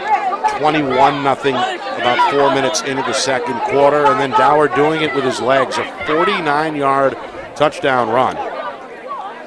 Plant 4 for 4 on extra point kicks in that first half. 28-0 was our score, with inside of 5 minutes to go in the first half. And then Keene with their most promising drive as they go down the field about 70 yards. Seamus Howard finished off the drive with a 4-yard touchdown run. Extra point try was blocked. And that is where we are, Steve, with the third quarter looming. Keene with a lot of work to do, trailing 28-6. If you have a quarterback that can throw the ball, quarterback that can run the ball, and on top of that make decisions, have an offensive line that can block on the run and provide time in a pocket, and then you have a tight end that's built like Travis Kelce, and then you got a Bahuma. And let me tell you, if you're going to come play Concord and think they're going to be one-dimensional, they've proven to me in the half of football, Nick, that they're multi-dimensional. And, Keene's a gritty team, and they've got some serious weapons. The thing that, obviously, Bahuma, with his raw skills and his intelligence as far as the way he runs and the holes he chooses, speaks for itself. The thing that I don't want to say surprised at, but I'm really impressed with is Darden's decision-making and his arm and his running capability and his ability to lead this offense. If you've got that at the high school football level, Nick, with all the weapons that he's got to use, this team's going to be on the board. They are relevant without question. You could argue.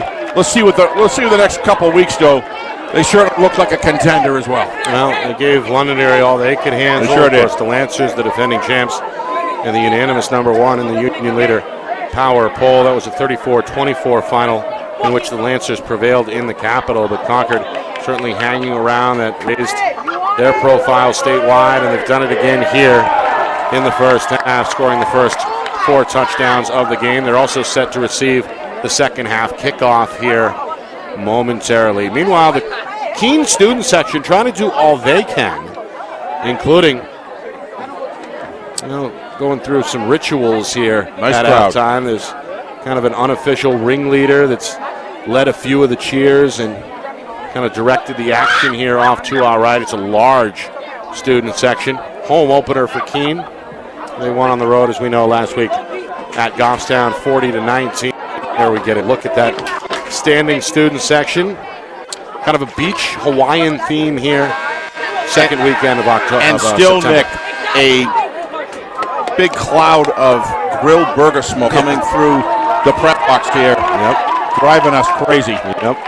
But, yeah, just a mob over at the concession stand at halftime. The only way to get from here in the booth to down there on the sideline would have been a crowd surf. Just a couple comments, Nick, about Keene. I got some scores for you when you're ready. Why don't we do the scores first? No, you give me Keene. All right. Give me what it's going to take here for the Blackbirds to get back in the game in the second half. Well, they either have to create their own motivation, which would be obviously the most effective, or they've got to get an interception, or they've got to get caught fumble and a run back. But most importantly, Nick, they've got to make a defensive stop to open this heck, because they're going to be kicking the ball to the to Crimson. So, but I think Keene may be still a little bit developing, but I wouldn't get too concerned about Keene, Nick, given what I've seen, the weapons and the execution of Concord. Concord looks just solid, and they look so deep. But what Coach Patno wants from his team is never say die, stay physical, stay clean, execute well their game plan, because they're going to win football games this year. And then keep it in context, if you will, with these guys, that you're playing an excellent football team tonight. What we want to do is play our game excellent and then continue to grow. So don't allow any hanging heads, and no, they're been able to do that with this program. They're going to have to stop number 7 in white. That's Awful first hard. thing on the docket. 12 carries, 183 yards in that first half for Elia Bahuma, including a pair of touchdown runs in that first quarter. Concord set to receive this third quarter kick. Bahuma is back deep, heels on his own 10-yard line. He's joined by fellow returnee Jackson Borkush. Scores. All right, we'll begin in Plastow. BG and Timberlane, 2 top 5 teams in the power poll, squaring off at halftime. The Cardinals hold a 23-7 lead over the Owls. Wow. Again, that game is at halftime. Early in the second quarter, Bedford, after losing last week at Nashua North, they hold a 6-0 lead over Salem. Blue Devils looking to go 2-0 with a road win. Yet to get on the board there. It's about 3 minutes into the second quarter, 6-0. North getting their second victory. A 20-point lead for Central, 27-7. Game just 2 minutes old. What was the Bedford score? I think Bulldogs. Against Salem.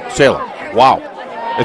Who's home there? That is at Bedford. Meanwhile, it's going to roll down the sideline, picked up just inside the 20. Nice tackle. So there brings down Borkush. Slide play to the 29-yard line. G. Timberlane. It's 23-7 Cardinals. They have outgained Timberlane in that first half, yardage-wise, 220-85. A significant advantage and a 16-point lead on the board. Stanislazo, by the way, 2 rushing touchdowns. He was our guest last night on FNL Gridiron, senior. On to a good start to his senior campaign. A great young man. Good young man. All right. Concord to rock. Speaking of seniors, Doward, your center looked good. First half, a touchdown run, a touchdown pass. Meanwhile, look at this cut. Wow. See you later. A couple of jukes, and he's off to the races. Bahuma, 1 man to beat inside the 20s, wrapped up and brought down by Nelson on a touchdown-saving tackle inside the 10-yard line. You can't teach that. Another big run.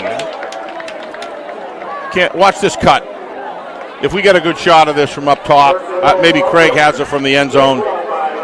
But let me tell you, watch this cut. You can't teach this. This is just in the creative mind of the runner with the skills to back it up. Starting to put up some video game type numbers here, Steve. Ripped off, another 65-yard run right there. It brings his total up to 258 yards on 13 carries. Absolutely, and give the offensive line credit for getting him through the line of scrimmage and then new tailback here. They go right up the middle. It's a touchdown. Yeah. That's Jamari Arzu. Had a big hit earlier defensively. Gets his first carry of the night. It goes right through the A-gap. And just like Concord has rebuilt a 4-touchdown lead on the board. Yeah, the offensive line, as just talking about, Nick, is solid. They execute well when you get a running back like the line of scrimmage and then let him do his thing from there.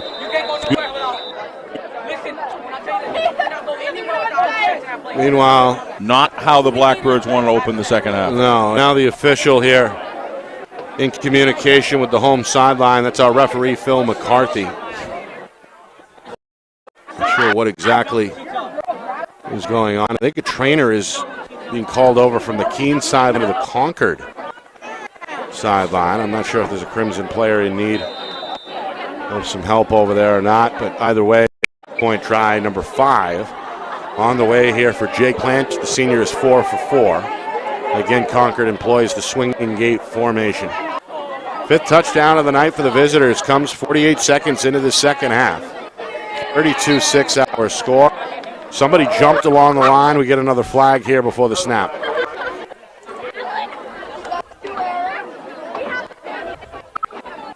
So once again, Steve, the breath really taken out of the building, so to speak, or out of the Very stands much so. at least. That student section was really fired up a moment ago, hoping the home team could come out and give some hope. Blackbird fans. Instead, a 65-yard run by Mahuma, 6-yard TD plunge for his teammate Arzu. And again, momentarily here awaiting the extra point try. By the way, the holder is Levi Madison, backup quarterback, the junior. Done a pretty good job. He's fielded some low snaps. And the holder, as we know, Steve, as big as anybody of that extra point unit. The kick is good. 5 for 5. Plant splits the uprights, 33-6. Yeah, this extra point pretty solid tonight. So again, less than a minute into this third quarter. And the big lead is rebuilt. In fact, it's the biggest tonight. I just want to call everybody's attention one more time to this. What they're doing to set their top players up for success. Should be 35-6. I understand why it says 33 either. But it's 35-6. we work off their scoreboard. They had me fooled there for a couple seconds. That's not easy to do. Right. Now they've changed it. But, Nick, I mean, what's going on to set up for key players for success, that being the Crimson, has been very impressive to me. It's the game behind the scenes that is very easy to escape the minds of people from week to week. There's a lot of good execution going on with the other 7 players on offense. They're doing a terrific job. Yeah, a lot of ways to go around. I'm sure it's going to be a fun film session for Concord should they hold on. Again, a number to keep in mind here in the second half as we get another whistle down here on the field. They just fixed the score. The 35-point deficit in the second half will trigger a running clock. Yep. Right now, if my West High math is correct, it's a 29-point game. So one more touchdown would trigger that running clock. One more Concord touchdown, of course. Nick Anastas, Steve Beals with you from Friday Night Lights, New Hampshire. It's our game of the week. It's presented by Beals Insurance. First of 2, we're in action tomorrow in the Gate City, Nashua South and Wyndham. 2 teams looking to even their records at 1-1. Jaguars really created some buzz last week. Erased a 21-point deficit against Pinkerton. nearly took the lead in that fourth quarter against the perennially tough Astros, and were driving in Pinkerton territory when a fumble cost them dearly with just over 2 minutes to go. But nonetheless, after going 1-8 a season ago, Jack Byrne had some enthusiasm in that program. The Jaguars will be ready to go tomorrow at 2 o'clock. Interesting to see how Pinkerton, the score looks for Pinkerton this weekend, what that looks like. They're playing host to Goffstown. Yep. Grizzlies, of course, trying to rebuild. Yeah, they're young. After losing to Keene last week by 21. Up the middle. Little shake here by the returnee. That is Wayne Crowell. No, that's not Wayne Crowell. Good recovery speed there by, I believe that was Wyatt Avery. I do Which believe makes it was more as well. sense. Yep. Since he's been the kickoff man all night tonight. I think it was number 24 from the Crimson coming in. On the stop, that would have been Zach McCoy. Yeah, I believe. I'm not positive. It was. This defensive front has played well tonight for Concord. They've been aggressive. They've blitzed up the middle. They've had 5 down in the trench. With a 4-man front here. Safety going to force Seamus Howard out of bounds along the near sideline. Wow, more stuff going on here. I believe there's going to be another personal foul on the Crimson. Definitely something that Coach Corkum needs to work on with his football team. It's the third time tonight. Oh, all of 3. Yeah. One wiped out a touchdown, right? Yeah, I think. Or one came after a kickoff, excuse me. Then we saw the one in front of us late in that second quarter after an incomplete pass. And now we're seeing it here against the defense. So one personal foul against the Concord special teams, one against the offense, and now one against the defense. Got to contain and channel those emotions.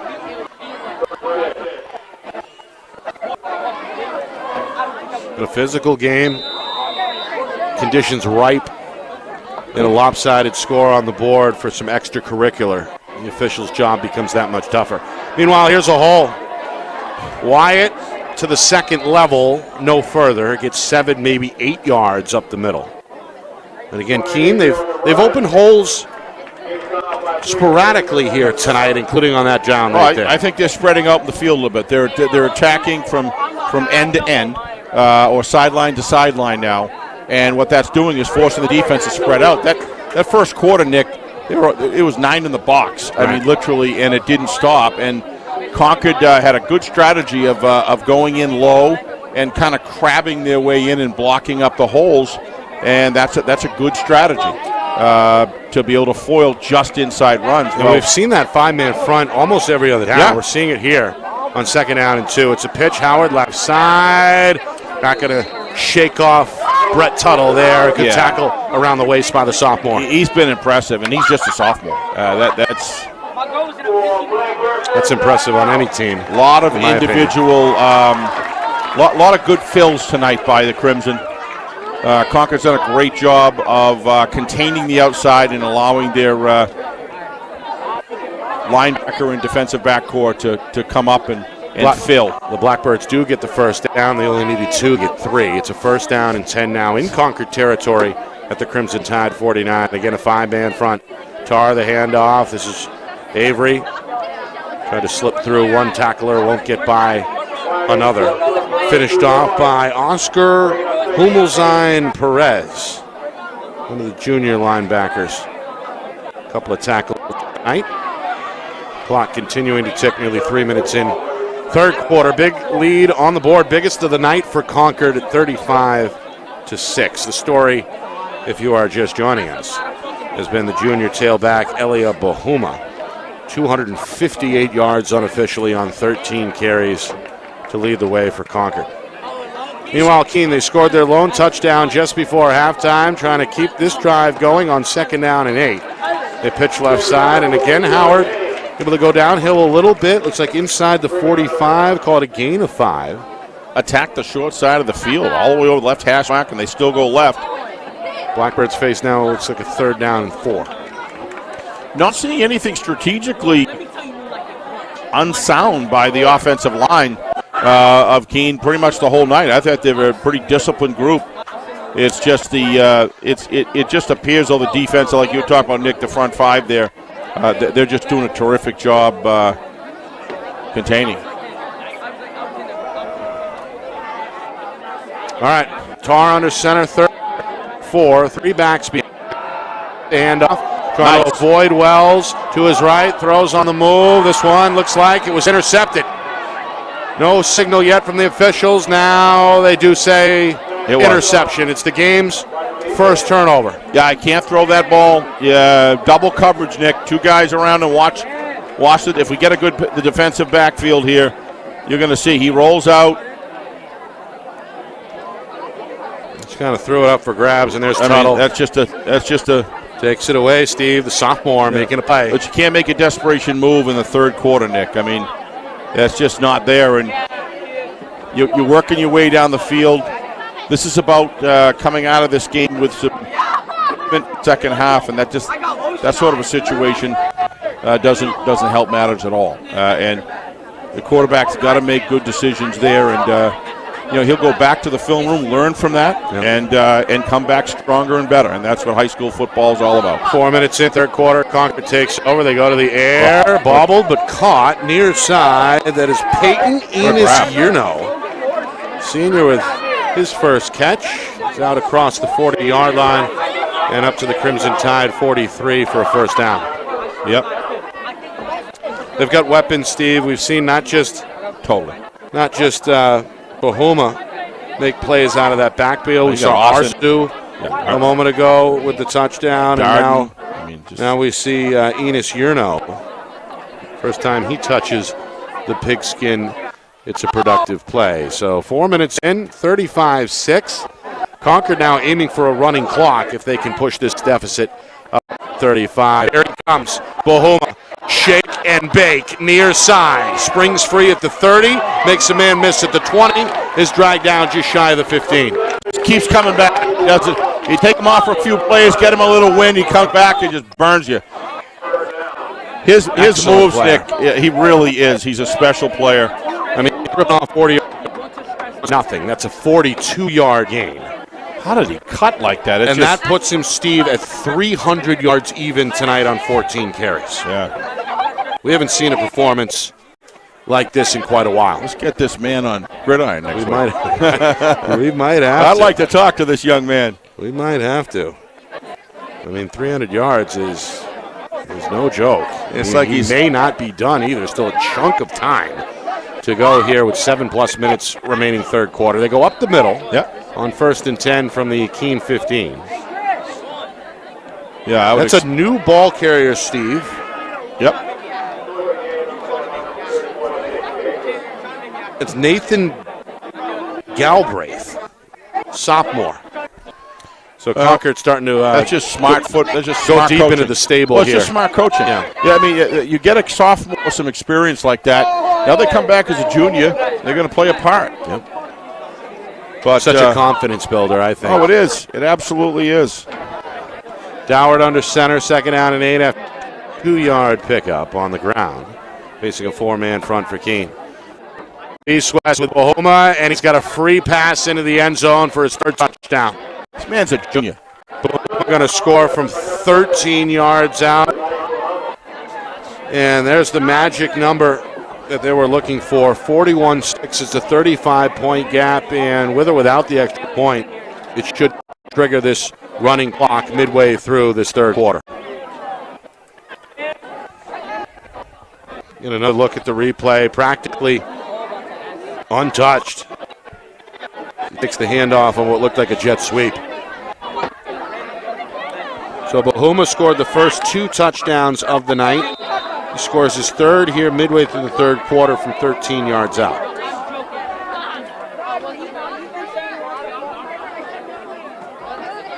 It was kind of an interesting, it really wasn't a sweep. It was like a jet off tackle, really. Yeah. The block was designed outside and he kicks in. And the thing is, he goes at like a 60-degree angle and just nobody's in the backfield is going to catch him. Extra point up and good. 42-6. Such a compact frame, too. 5'7", Nick.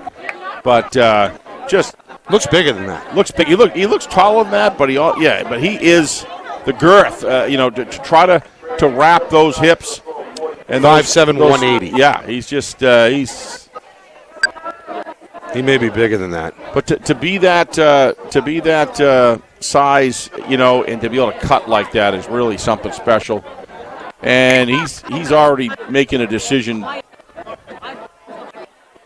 It's just he's a gifted runner, but he's obviously got himself in terrific shape because he's strong. And again, Concord, in a lot of ways, kind of retooling, rebuilding the program. Over 90 players from top to bottom, enough to field 3 different teams, freshman, JV, and varsity for the first time in a long time. Yeah, on our Thursday night Gridiron show, which airs on our YouTube channel, FNLNH Media. Please tune in, folks, every Thursday night.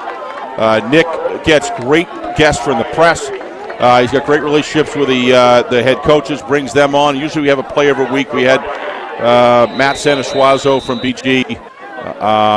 Every week it's good stuff, and kind of gives you a preview of the 2 games that we're going to be doing and what's going around in Division 1 and 2 and even some of Division 3 scores as well. So my job on that show is pretty easy. I throw you some red meat. I throw the writers some red meat. I save the hard questions maybe for the student athletes, but other than that, I like to just sit back and prep. Basically, it's a great way to welcome in the weekend. And then every now and then you throw a muzzle on me because I'm going on too long, but that's all right. All right, meanwhile, this is a line drive squib, handled up the middle, and another pretty good return here by Sawyer Leppel. Second kick return of the night for the sophomore. He's up across the 30-yard line, stop shy of the 35. But another tackle there for Concord's McCoy. I got lost there promoting the show. What I was going to say is Coach Corkum, Jim Corkum from Concord, he was on audio, so I was down in Florida. I couldn't talk to him when I was on the show, but I wanted to ask him about the feeder programs. There's 2 of them, always was.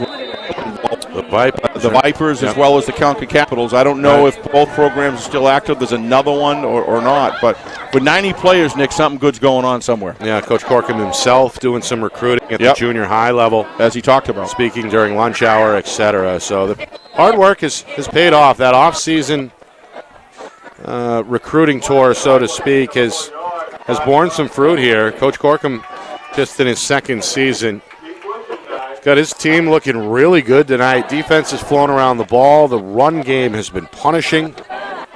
It's been pretty seamless in all 3 phases tonight for the Crimson Tide. They scored the first 28 points of the game, held a 28-6 lead at halftime. Well, and have piled on 2 more touchdowns here in the third quarter. To your point, Nick, bringing along a program. I'll wait till after the play. Second down and 4. Left side, Howard spun down near the marker. He's close. Concord's Avery Lawrence, another senior, in on the stop. Building a program that has low numbers and doesn't have a lot of culture, doesn't have, it's taking a program over like that and building it is literally like pushing a millstone up a hill. The nice thing is once you start getting it to the point where Coach Corkum is, you got the culture, you've got the mojo, you've got some success building right now, and there's a feeling like I want to go out and help my classmates on the football field, and it gets, I wouldn't call it easier, but the millstone begins to roll a little easier for you, but you still got to keep it going. Meanwhile, Tar in trouble, down he goes. Yep. It's been a long night for the junior. He's been under pressure. Noah Blake gets to him there, the first to him, I should say. They'll give Blake the credit. Just completely collapses here. Rashad Ahmad as well was on the scene. As soon as Tar turned his head, he knew he was in trouble. Wow. Got scissored there at the tail end of that play. I thought Tar overall, though, has done a pretty good job stepping up within that traffic, but it's just kind of breaking down at this point. There wasn't anybody open, and there was nowhere for him to run. Clock continuing to tick down. 3 minutes and change remaining here. Third quarter running clock at 42-6 Concord. That was 55. Noah Blake in for the sack. Nice job shooting a vector in from the outside in. And it's a deep senior class Concord's got. 20 players, 20 seniors on the roster, and it seems like every one of them, Steve, has contributed tonight one way or the other. Yeah, what I like about this Concord team is they're going to be able to go deep into the season and compete in bad weather because they've got a solid running attack. And, one of the things about New Hampshire is, the greatest show on turf start, well, but it's very difficult to sustain when you get inclement weather. Right. But going on here is the full spectrum of capabilities and skill sets to be able to be very effective in the running game, the passing game, with a line that can put some serious pressure on the opposing quarterback. Good tackling, too. Very good tackling. Excellent form tackling I've seen all night. None of this grabbing around the shoulder stuff and pulling down. It's all body to body, and that comes from good form. Only one turnover tonight. That was an interception thrown by Tar earlier in this third quarter. Other than that, I think both teams have taken pretty good care of the football. Yep. Keene ran into trouble on their opening drive, had to punt the football. No, they were stopped on a fourth down attempt near midfield that set up the short field for Concord. 3 plays later, Elia Bahuma ripped off a 51-yard touchdown run. It was kind of a harbinger of the big night that he's had here under this harvest moon, Steve. That's what that orange moon above us is officially called. That was quite a picture. Bahuma, he scored the second touchdown towards the end of that first quarter from 4 yards out. Zach Doward hooked up with his tight end Austin Wells early in the second quarter to push the Concord lead to 21-zip and then 28-0 following a Doward 49-yard touchdown run. Keene got on board at the end of that first half inside of 2 minutes, 28-6 after a Seamus Howard fourth down. That was our halftime score. Then in this third quarter, another long Bahuma run set up a short touchdown scamper for Jamari Arzu, and then another 13-yard touchdown run by Bahuma, giving him the hat trick. Triggered this running clock. That's where we are here as we tuck inside of a minute to go, third quarter. 42-6 Concord. Crimson get the stop they want on defense, and now they're going to get a return here on the punt. That's Isaiah Turner to the far side. He's hit at the 40. There's a flag on the play. Again, Turner is still alive at midfield before finally being shoved out of bounds on the Keene side of the 50-yard line. But again, there's a flag way back. Jamari Arzu again, number 42. And I couldn't see who the Keene Blackhawk was. But they were battling it out. Yeah, it's way over here on the near side way of the away field. From the play. All the way back at the 33-yard line. Yep. The officials have been pretty good tonight. Only, 4 or 5 overall penalties in that first half. Had a couple of official delays here, but all in all, they've kept things moving more often. He's an excellent head official, a great manager. We saw that last week with a couple meetings at the field. Very organized approach. Very respectful of both coaches.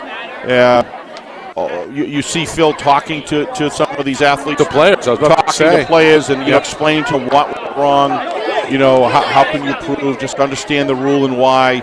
As a player, you always total ambassador of the game. Always respect a little bit more the official that's in communication with you as a player. Phil's top of the line. At least that's been my humble opinion. Doesn't have an ounce of bias. He's all about the game. Meanwhile, as a backup quarterback taking snaps for Concord, that's Colby Nyan, sophomore, into the game for the first time. Handoff is taken on that far side by Jackson Borkush, one of the kick returners, lucky to get back to the line of scrimmage. Actually 2 yards officially in the end to set up a second down and 8. That is going to bring us to the end of the third quarter.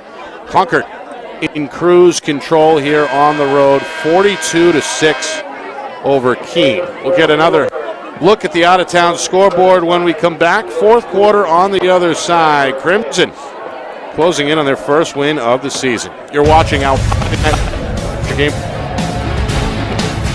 Insurance.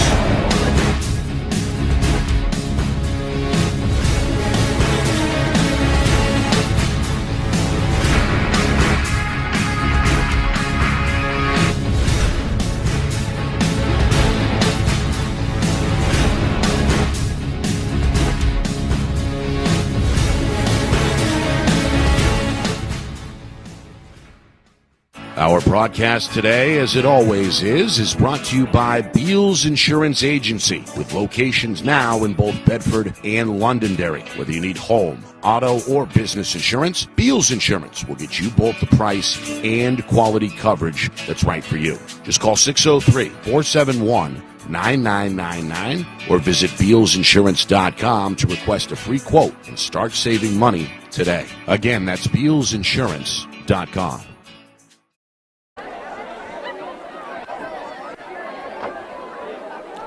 Well, it's been all Concord tonight through three quarters.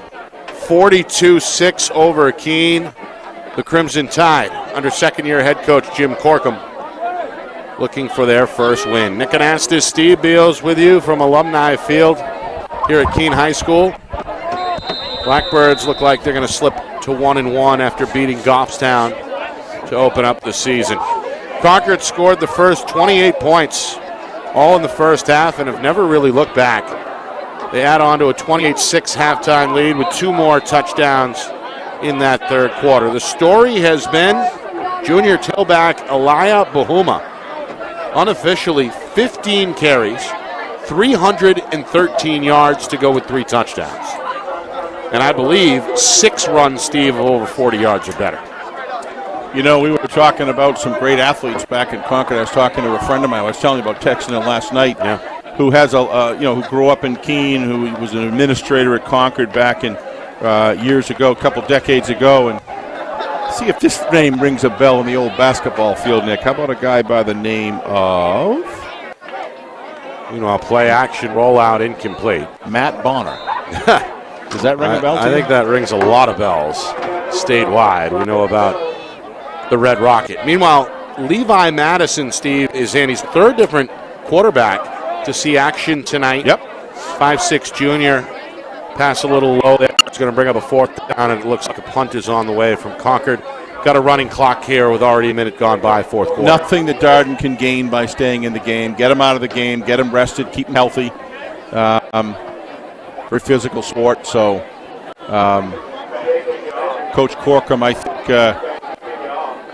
running this Crimson program like a fine-tooth comb right now, making a lot of good decisions to make sure he has longevity with his team. Nobody back there.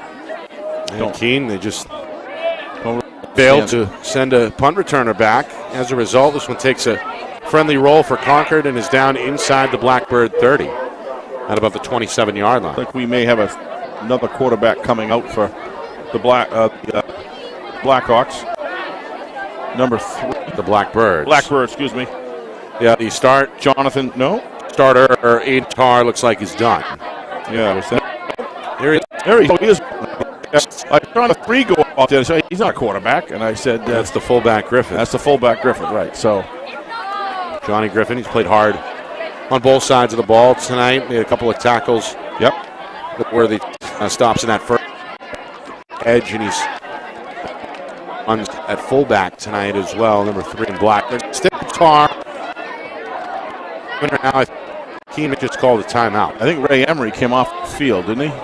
78, I believe he may be done. Keene's going to stop for first timeout either way in this second half. Our State is insurance locations in both Bedford and Londonderry. Whether you need home, auto, or business insurance, Beals Insurance will get you both the price and quality coverage. It's right for you. Visit BealsInsurance.com. Also by MG Sports Fundraising. That's fundraising made easy. Sports Fundraising is the official fundraising partner. Friday Night Lights, New Hampshire. Visit mgsportsfundraising.com. Start raising money for your team today. By New Hampshire iPhone Repair. It's done while you wait, and it's backed by their lifetime warranty. Now with 6 locations in southern New Hampshire and on the seacoast, visit NHiPhoneRepair.com. By the New Hampshire Tomahawks, showcase and development for college lacrosse. Visit NHTomahawks.com and also girls.NHTomahawks.com. And finally, by Ghost Energy.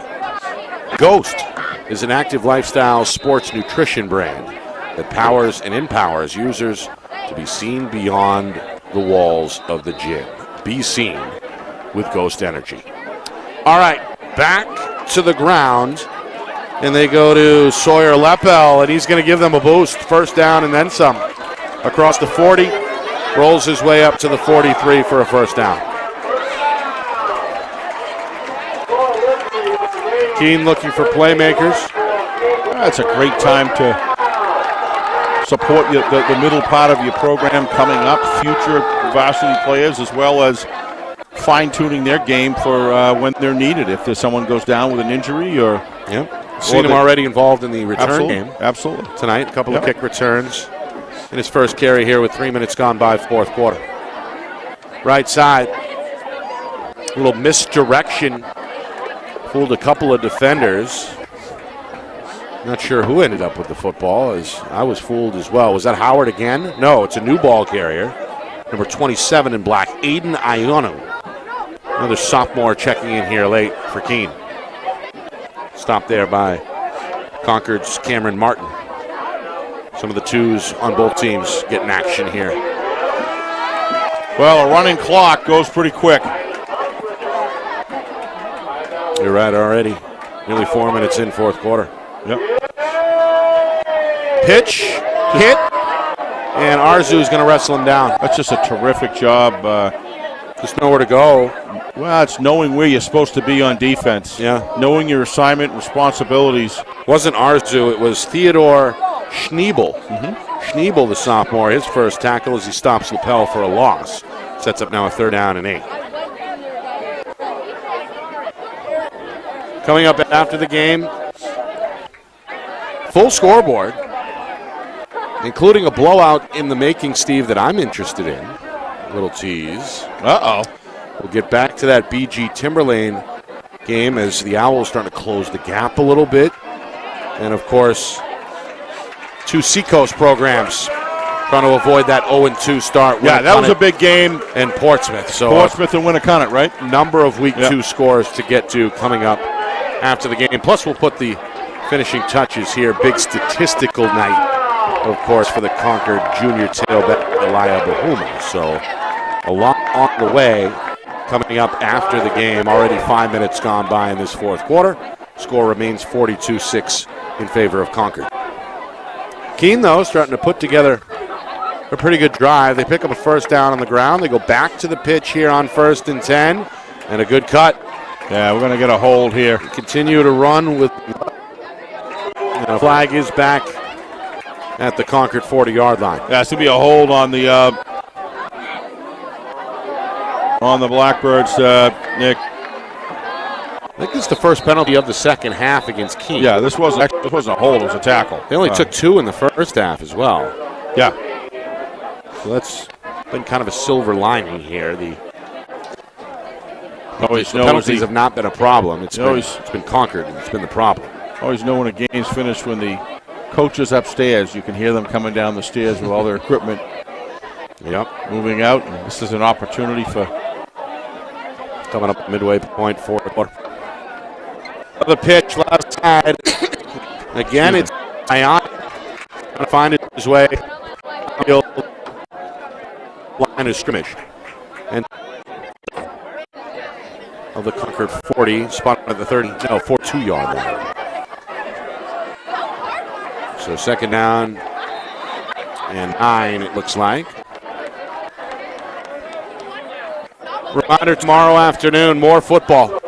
We're live again from the Gate City of Nashua. Nashua South playing host to Wyndham, 2 o'clock. Meanwhile, the snap is fumbled. Quarterback doing all he can, ball back on it. Again, that's Kaysen Abbott, the freshman, under center for Keene here in the fourth quarter. A little freshman jitters maybe on that center. Bring 3rd down and 8. We hit the midway point, fourth quarter. Folks starting to hit the exits here. Big crowd, though. Huge crowd tonight. Most of them stayed most of the game. So starting up in the sky there, Nick, with a 2. What was that? I don't know if those are bubbles. Bubbles in the light. I think some of the students are blowing bubbles. Oh, meanwhile, nice throw off the back. Dropped at the 20-yard line. Good throw on the rollout by Abbott on the hookup. Eli Kopcha, what a nice sophomore pass. Tight end, just took his eye off it on that over-the-shoulder catch. What a great job rolling out like that, setting his feet as a sophomore. Watch this. It's a freshman throwing the football. A freshman, I mean. Look at that. Man in his face, still got it off. Yep, right in the breadbasket. He'd Would like have been to have that. probably a touchdown. They'll be thinking about that tonight. Under that harvest moon, it's going to be a while till he falls asleep, the youngster. He'll get it next time. Back to him. Here they are, Steve. Same play. This time he pulls it in at the 10-yard line. Wow.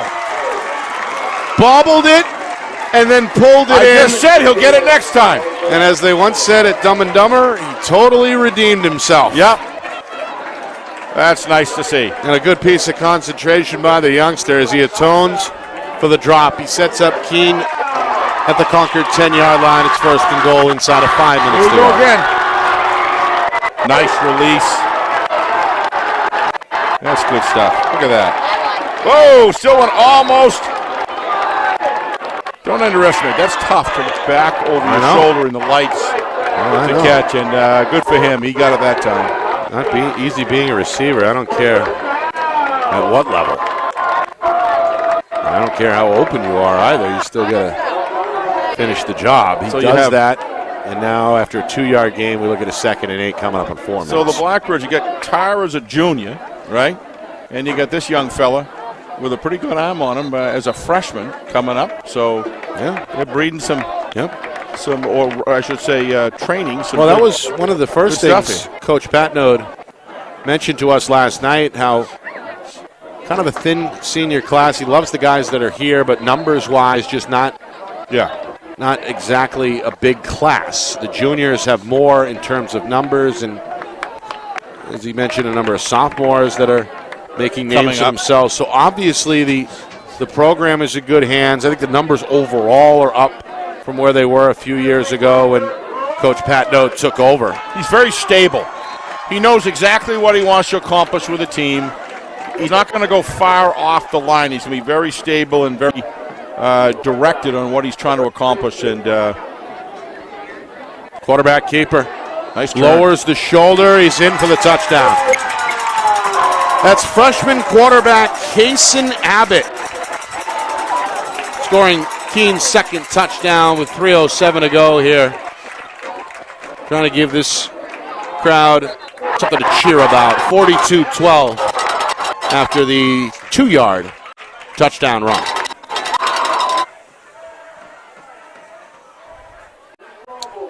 Well-orchestrated offense right there. Nice job methodically moving it down the field. Good drive of over 60 yards. Extra point try. First one was blocked. This one is good. Nice kick. Off the right foot of Davis Blodgett. So 42-13. Keene with a much-needed answer. Yep. But maybe too little, too late. Still down 29 points here.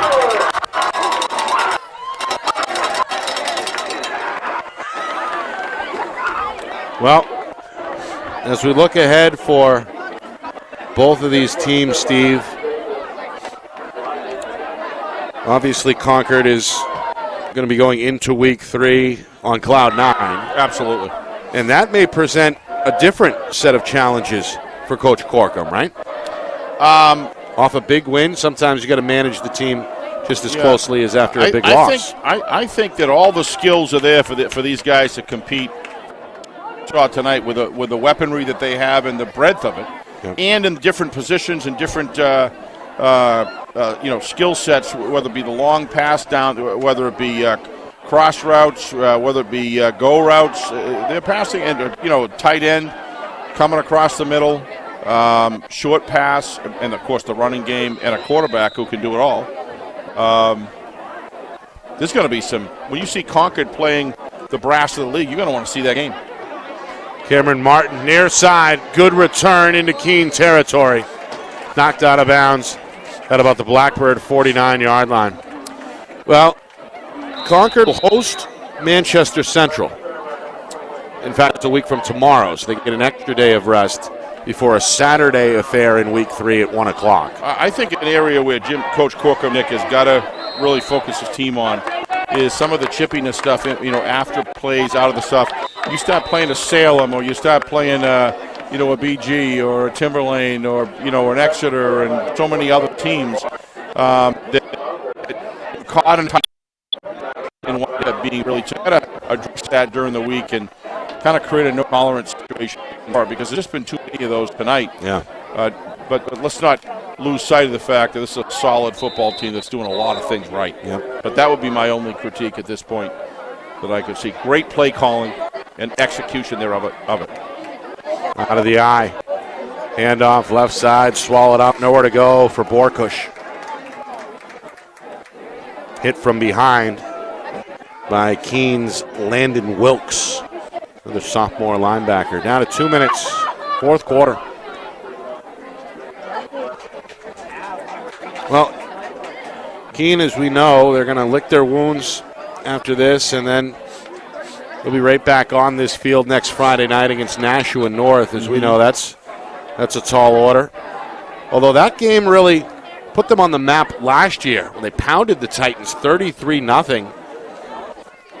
Still in the playoff hunt at that point following that headline win. And, well, I'm sure those Titan players have not forgotten that. So I'm sure not. Next Friday night here at Alumni Field. Looked pretty solid against Bedford. Should be a good one. The last week. A 19-7 win. 19-7 win. I thought in some respects that game might have been a little more than 19-7 if it was played again.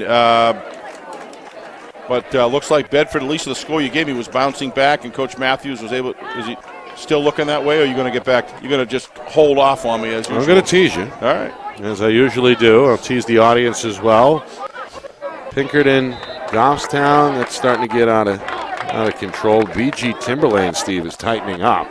Really? We'll get to that. What a runner. After the game as well. Meanwhile, down the sideline and into the end zone for a touchdown goes Jackson Borkush. Boy. The junior. He's got some speed. Watch him. Found a lane along the near sidelines and was gone. It's a 46-yard touchdown run with less than a minute to go here in the fourth. Watch him leg this ball down if we can get a replay here. That was, he's got some speed. He turned around the corner and he gained momentum as he turned. Here we go. Nice cut outside. Wow. Able to bounce and then just go. Yeah. Nobody home on the deep side, and that's the end of it. Meanwhile, Concord going to go for two.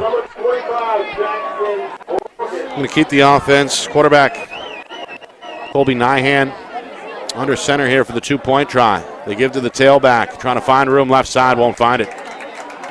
Cut down at the line of scrimmage. A good gang tackle there for Keene. So the two-point try is stopped. However, the lead is pushed back up to 35 at 48-13. There's 56 seconds to go in regulation. Wow.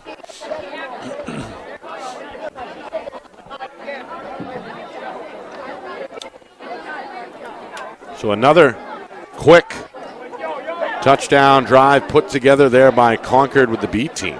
I think the thing that surprised me, Nick, with the game against Londonderry, which I still haven't been able to see that game. I'd like to on film, but was the amount of points that they scored against Londonderry.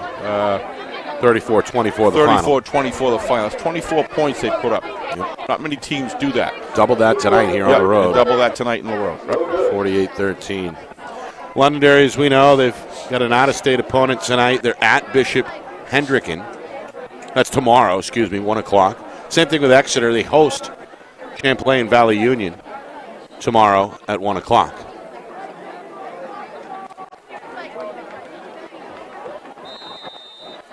All the other D1 contests are taking place right now. We'll get you that scoreboard coming up. Yeah, this is a big Friday night. In just a moment, yeah. Not a lot of games tomorrow. Nope. One D1 game it will be we're doing. Yep. Stello Stadium, Nashua South, and Wyndham. Both teams looking for their first win, trying to avoid that 0-2 start. Jaguars and Purple Panthers. At 2 o'clock, our coverage begins at 1:45 Eastern. This one angles towards the far sideline. It's picked up off the grass. And making sure to protect that with two arms is Colin Tinnan, the freshman. Runs up past the 20 to about the 22-yard line. Clock's still running. Down to 40 seconds. They're going to, I guess, freeze it now. 42 to go. And wait for the upcoming snap, but the running clock is back in effect here with that 35-point gap. Another tackle for Tuttle, who has played well in this second half for Concord. Well, now you give me a couple minutes to think, Nick, about what Coach Corkum needs to do moving forward, other than the normal things, is fundamentally keep teaching good technical tackling. Because what I saw tonight was excellent tackling by them across the board against a very legitimate offense with the Blackbirds. The defense played well. The offense, as we know, the tackling was played good, well. Special teams. I mean, a lot of things for Concord to be proud of tonight. 48-13 is the final as the Crimson Tide capture their first win of the season in big fashion. They double their point total from a week ago. They score the first 28 points of the contest tonight, and they roll in the second half to the tune of 48-13. Keene slips to 1-1 after the loss. We'll look to rebound on this field next week against Nashua North. Concord will look to make it 2 in a row at home against Manchester Central. Coming up, full recap, stats, highlights, and analysis, plus a look at that Week 2 scoreboard. It's tightening up at Timberlane. We'll get you that Owls-Cardinals update when we come back. 48-13, the final. Concord a winner. You're watching our Friday Night Lights New Hampshire Game of the Week. It's presented by Beals Insurance.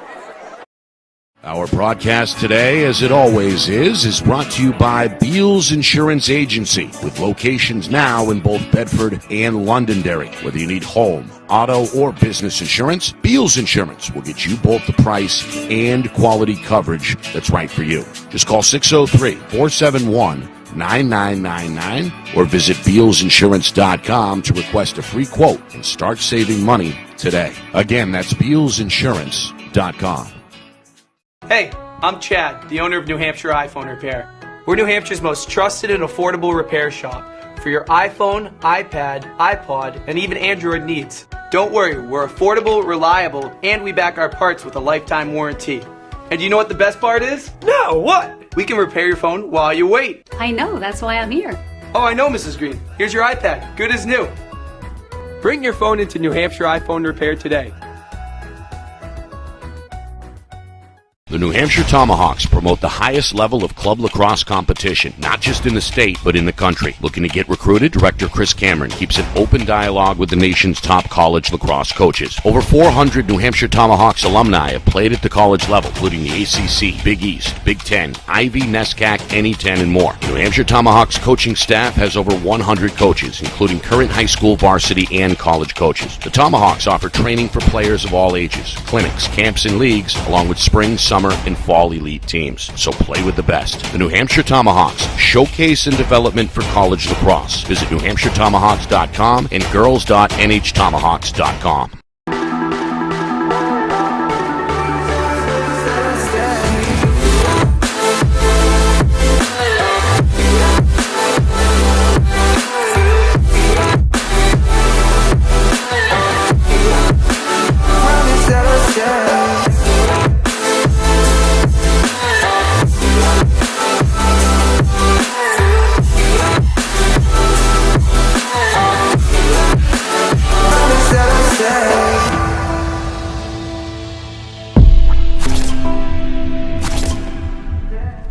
How can you reach your team's fundraising goals at no risk and no cost? MG Sports offers a variety of products to make your team's fundraiser a success. Their products include tickets and discount cards to hundreds of local businesses. MG Sports now has a digital platform where athletes can raise funds in the comfort and safety of their own home. Don't waste another season.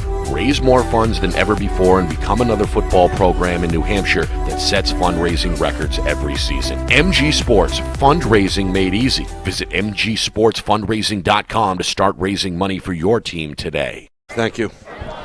All right, we're back here in Keene. 48-13 is the final. Concord a big win tonight.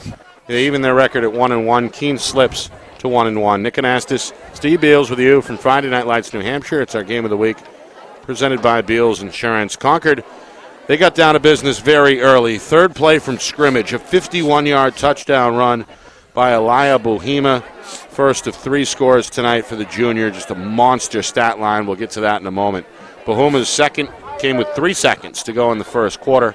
14-0 Concord after 1. Then it was the quarterback who got busy for Concord. Zach Doward, the senior, through the air, hooks up with his classmate, tight end Austin Wells from 29 yards out to make it 21-zip early in the second quarter. About midway through, they make it 28-0 as Doward shows what he can do with his legs, a 49-yard scramble for a touchdown. 28-zip before Keene knew what hit him. Seamus Howard got the home team on the board in the final 2 minutes before the break.